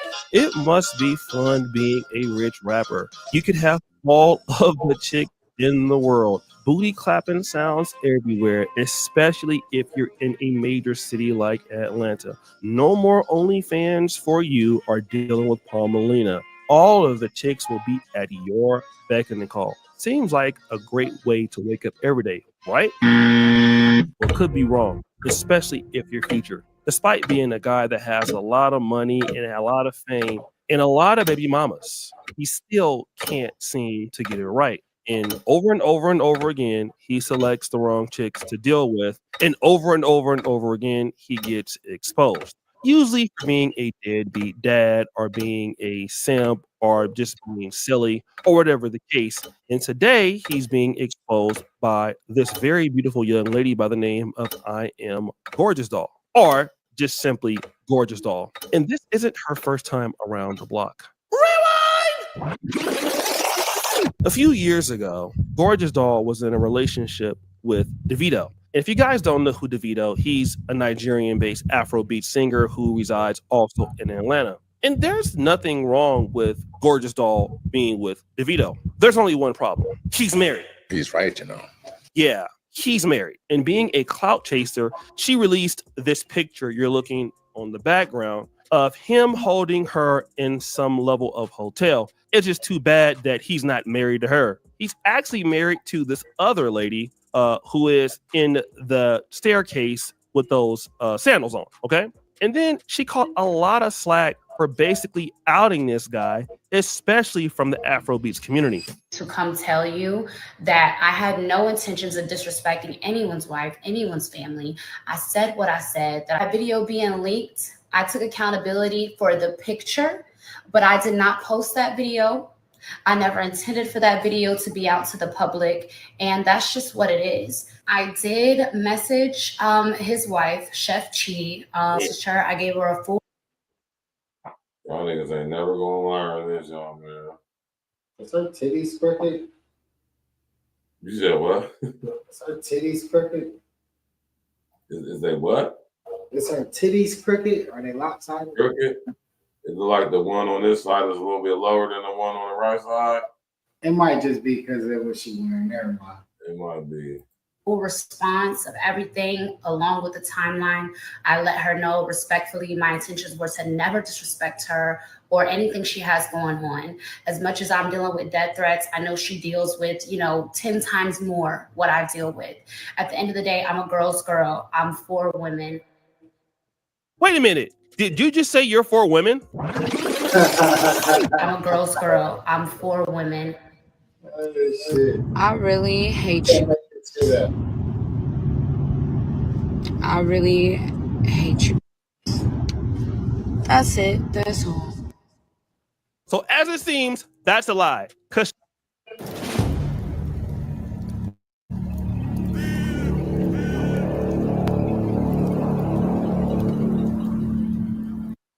she really hates women, but it's okay. Let's go back to that apology. And this is just a situation that should not keep continuing to happen. I shouldn't have to tell you guys that I have reached out to her, but I am, just so you know, because everyone's still attacking me. Oh, apologize. You guys, the first day that this happened, I reached out to her and I let her know, ma'am, A, B, and C, this is what it is. I'm sorry we're going through this. You have my respect, and that's it. So let's chill on the death threats because it's a lot. Okay, I'm still human and I still see what you guys say. What? So as you can see, she has a history of trying to destroy homes and dealing with famous celebrities, but she's not done yet. Now, keep in mind, I Am Gorgeous Doll from what I can find out is a single mom. So she lives in Atlanta and I don't know. I think that she's a stripper. Okay, so that's what's going on. But she's going viral for exposing Future for this. Now he's threatening to have my page deleted. So if you know, go follow my other page. But it's like, at the end of the day, babe, I will take this off TikTok and we will go to Instagram with it. Okay, I will go to Twitter with it. I will go to ever social. Listen, babe, who are you playing with?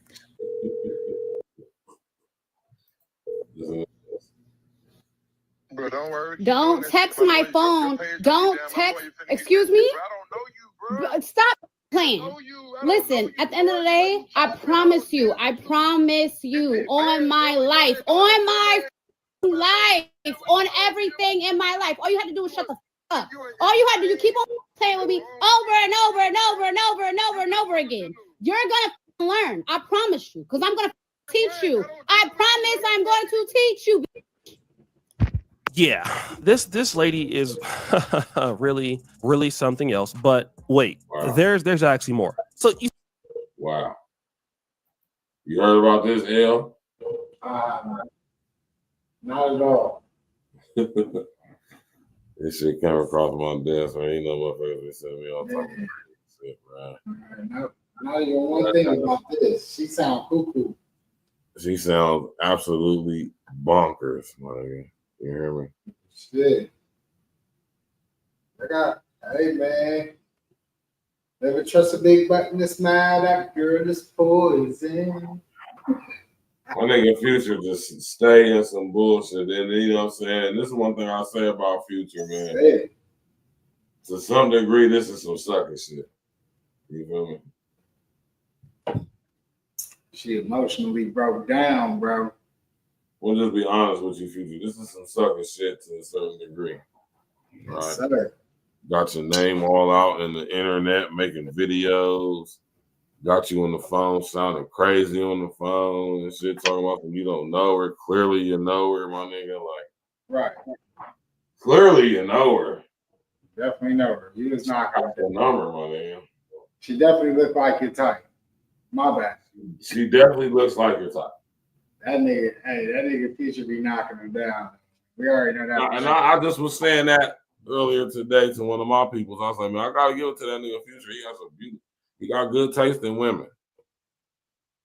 All his baby moms is nice looking bras, all of them.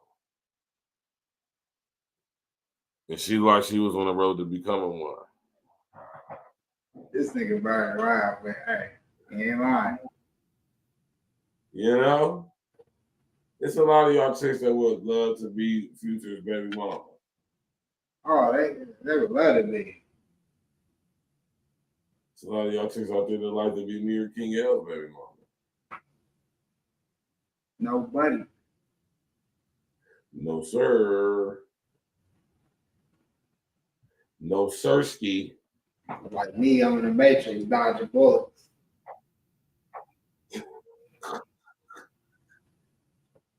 It is what you know. Oh. I got my one and I'm done. My baby girl be 10 years old Monday. I mean, 16 years old on Monday. Y'all hear me? I said my daughter's going to be 16. On Monday? Yes. You said Jim about to be, hey, man, 16. Oh, man. Monday, on the 10th of March, she's going to be 16. Damn, that made me feel old, bro. Like, jeez. You feel me? Man, when you watch these kids grow up from babies to being full functioning people, many people, adults, many adults, as I call them at that age, you know, that's wild, man. 16, that's a blessing, man. That's dope. It is, man. Jen, happy born day to Jen. Happy early born day to Jen. You know, happy 16. What do they call that in Spanish? Consider. No, that's the quinceañera. Yeah, that's when they turn 15. 15, okay, 15, my fault. But yeah, though, man, shout out to my baby girl, Jen, you know what I'm saying? She'll be 16 on Monday. 16, that's dope. It's a beautiful thing, man. She's a good kid. You know what I'm saying? Got a good head on her shoulders, man. And she you know, she makes me proud as a father. She don't give me no issues, man. She don't give me she's a real good kid. You know, I'm just thankful that I got a good kid that ain't all crazy like how most of these kids is out here nowadays. It is. It's a blessing. You know, I got something real special for her, you feel me? You know what I mean? Got something real special for her, you know what I mean? It's this program at CCAD where the kids can go stay on the campus for like 3 weeks and they can get a feeling of what it's like to live on campus and go to the Columbus College of Art and Design, which is one of the best schools of its kind in the country. Yes, sir. It's in the top 5. It's in the top 5 schools of its kind in this country. So, you know what I'm saying? I signed her up for that when it paid for the classes. You know what I'm saying? She's going to be taking 2. She's going to be staying on the campus for 3 weeks. She don't know about it, but, you know, that's my birthday gift to her. You know what I'm saying? So yeah. when I take her to dinner, I'm going to show her the reward letters for it. You know what I'm saying? She's going to be like, so it's going to be beautiful. You know what I'm talking about? Yeah. You know? I used to love those trips, man. Yeah, man. I encourage adults, parents to, in the summertime, if you want to do something constructive with your children, sign them up for something similar like that. If they're interested in a certain field of study or expertise, find programs that are, you know, geared towards that and put them in there, man. If you can afford it, you know what I'm saying? Go ahead and spend the money, man. It's a beautiful investment in your child, man. You know what I'm talking about? Especially when it comes to going to college, because, you know, that gives them a taste of living on campus and see if that's something that they're going to be able to quickly acquiesce to, or if they just like, nah, I'm cool. Yeah. I mean, I ain't gonna lie. A lot of those things my mom did is the things that kept me out of those situations that could have went bad. She had me at NYSP during the summer, had me at multiple summer camps all across the city. She had me, like Bird said, you know, we used to do the, you know, I did the Arts Academy. I did that. I did basketball camps. All kind of shit, man. My mom kept me busy all through the summer. She only let me stay home probably like 2 weeks out the summer by myself. She kept me in something all like where it was during the whole work day. So I really didn't get a chance to like kick it like a lot of kids. But I could say it taught me a lot of shit. I was in plays. I remember she had me in the one, it was like the church joint where I was doing plays and stuff. So in the acting. So just in case I wanted, because I used to always say I wanted to act and shit when I was younger. Right. So she put me in this, I had to memorize the lines and do the acting. I did like 4 or 5 plays in the camps and all that. So it wasn't even just sports, but my mom kept me busy, and I would say that was one of the best things that probably kept me out of the streets that I probably could have fell victim to. And I would say I would advise y'all, if y'all can, do it with y'all's kids. There's a lot of things at the Columbus Parks and Rec where you can do it for free too. Right. Just register, look at it. It's a lot of free programs through the city. Check into your city, websites, talk to your people, and get your kids registered, man. Hey, all I can say is it worked with me. It worked with me. So I would definitely recommend getting your kids in the city programs, getting them in the summer camps, letting them explore. I went to the Urban League. They took us on a college tour trip. It was during I want to say it was during spring break. We did that shit. We did like the North Carolina, Duke, NC State, Winston State, Salem, like all those North Carolina colleges, all that shit. We hit up a lot of joints. We hit up like about 15, it was at least 15 colleges through like 3-day period, 4-day period. And it was dope. Y'all got to get y'all's kids those experiences because it does give you a good feel what it's like to be in different places and explore and see what you want to do. Before that college trip, I thought all it was Ohio schools. All I've ever been to is Wright State, Dayton, Cincinnati. When I was going to parties and all that shit, I was just going to visit some of my friends that was older than me, but all I knew was Ohio colleges. I did go up to Illinois with my homie my homie Rob. He was up at Ball State. That was it. There's so many different places you can go to. I wanted to go to North Carolina A&T or North Carolina Central. Those are black schools, but beautiful places, none the least. Wix, one platform, any website, unlimited. Yeah, man. We got to get up out of here, right, man. You know what I'm talking about. Everybody go click on the bell, subscribe to the page, share on your social engineering. I got my brother King Els in the building. You did. Yeah, man, I appreciate all the support. My baby girl growing up, man. She's a beautiful young lady, and it's a beautiful thing. I'm proud of her. Shout out to Jen. Happy born day. Man, I couldn't be more proud. My daughter gonna give me no issues. She do real good at school. She's, it's a beautiful thing. Man. I want to do something special for her because I know this is something that's near and dear to her, and she's compassionate and very passionate about it. She's an artist, and she wants to pursue a career in digital and graphic design. You know what I'm saying? So it's only right that I enter her in programs in the summer to help her develop skills in that. You know what I'm talking about? And that's and it's something that because she wants to go to CCAD when she graduates from high school. So it's only right that, you know what I'm saying, I'd sit there. There it is. Yeah, for my baby girl. You know what I'm talking about? She's going to love it. It's going to be a beautiful experience for her. You know what I'm saying? I'm happy. I'm excited. And that's how we're going to do it. King Els, what's your last words before we get up out of here, bro? Shit, I want to go too. Nah, I think that's dope. I think she'll love that. Shout out to Jen for the 16th birthday.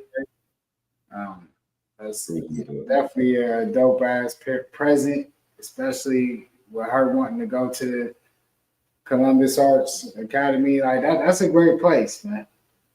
You know, I will say that it's a lot of great things right there. Columbus holds a lot of art. We are front forwarders in that realm, so that's one of the top schools in the country, as Birds talked about. And you know, I hope everybody have a great week, great weekend. I hope y'all had a great week and y'all have a great weekend. And you already know what it is, man. We're gonna see you on Tuesday for the sports recap. Yes, sir. And you know, we got a good UFC fight card tomorrow, so tap in. And yeah, you already know what it is. E.N.E all day, every day, no days off. Like my brother said, you already know what it is, man. Smash that like button, click on the bell, subscribe to the page, share on social engineering. I might be doing an impromptu show for y'all tomorrow, but if I don't, I'm definitely going to the Columbus Brew Festival tomorrow. And I will be going live from there, live from the event. You say you going where? The Brew Festival, Columbus Brew Festival at Coastline tomorrow from 7 to 11. Where's that at? At Coastline. Oh, it's at Coastline. Yeah, you got to get tickets. You got to get tickets for that. Oh, I ain't know about that. I'm gonna be busy though, but that's dope. I'm definitely gonna be up there in the building tomorrow. You know, so we're gonna be going live and all of that, live content on the thing, you know what I mean, in real time. So that's a beautiful thing. Make sure y'all tap in for that. You know what I'm saying? I'm gonna definitely make the post when we're gonna go in. We'll be up there, we'll probably go live from my phone. We're gonna be live from the Columbus Brew Festival, man. Coastline. I've been up there so goddamn long. I don't even remember the last time I've been up there. You feel me? But they have one of them adult theme situations when they have no brew, Columbus Brew Festival. It's gonna be beautiful. I think they said they have like 52 different breweries up in there and shit, so it's gonna be fire. You know what I mean? We're gonna be live on the scene tomorrow. Tap in, walk with us. Appreciate everybody coming out to meet. You already know what it is. Shout out to my brother King L. Shout out to my brother Glitch for Sutu. Shout out to everybody in the comment section, man. Enjoy y'all's weekend, man. We're going to see y'all Sunday night, spiritual roots of death, dying in the grave, man. It's going to be powerful. I was just telling me today. The spiritual roots of death, dying in the grave. That's what we're going to be talking about on Spiritual Roots Sunday. Let's go, man.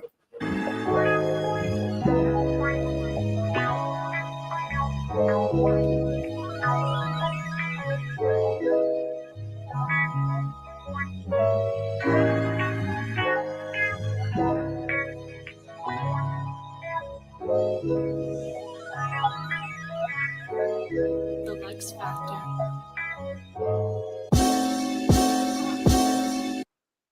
Sweet flips, all you lanes can decode it. My team ate up in the can, left the pantry open. About to touch 6, image Randy open. Gold on my neck, twisting purple, image Randy open. 24/7, we ain't ever closing. Welcome to our stage, hope your time be golden. About to touch 6, image Randy open. Gold on my neck, twisting purple, image Randy open. Heard Big Daddy's a reopen. If that ain't a lie, I'ma hit the full emotion. Back then, I waited more than just my options. If I'm meeting in my team, meet the only option. Big piece, wishbone, singing ain't an option. In the G never die, so dying ain't an option. We bring out the stars, this a Kingdom League. If 30 was your steps, better wash your feet. Instead of being G's, they more of a B. Chatty patty gossiping. Lane free, let my interests escalate as my game free. It's different, comfort back to the front plane seat. Difference, we can hit your beach, you can't call eyes. Let the lane talking about a lane, I want more power. When my feet grace the ground, it's above flowers. Let my dough raise every second, minute, hour. King. Ha! Sweet flips, all you lanes can decode it. My team ate up in the can, left the pantry open. About to touch 6, image Randy open. Gold on my neck, twisting purple, image Randy open. 24/7, we ain't ever closing. Welcome to our stage, hope your time be golden. About to touch 6, image Randy open. Gold on my neck, twisting purple, image Randy open. grinding from the gravel to the moon. I'm cooking like the bass when the fire hit the spoon. All about my money from the cradle to the tomb. Ain't no plans to stop a nigga. After the tropics, nigga. Ain't about a check than what we talking about. Ruler of my dominion, that's what a boss about. Sacrifice my life for the shit, so bring the crosses out. The rich die trying, that's the motto, right? Cash your wishes to the sea.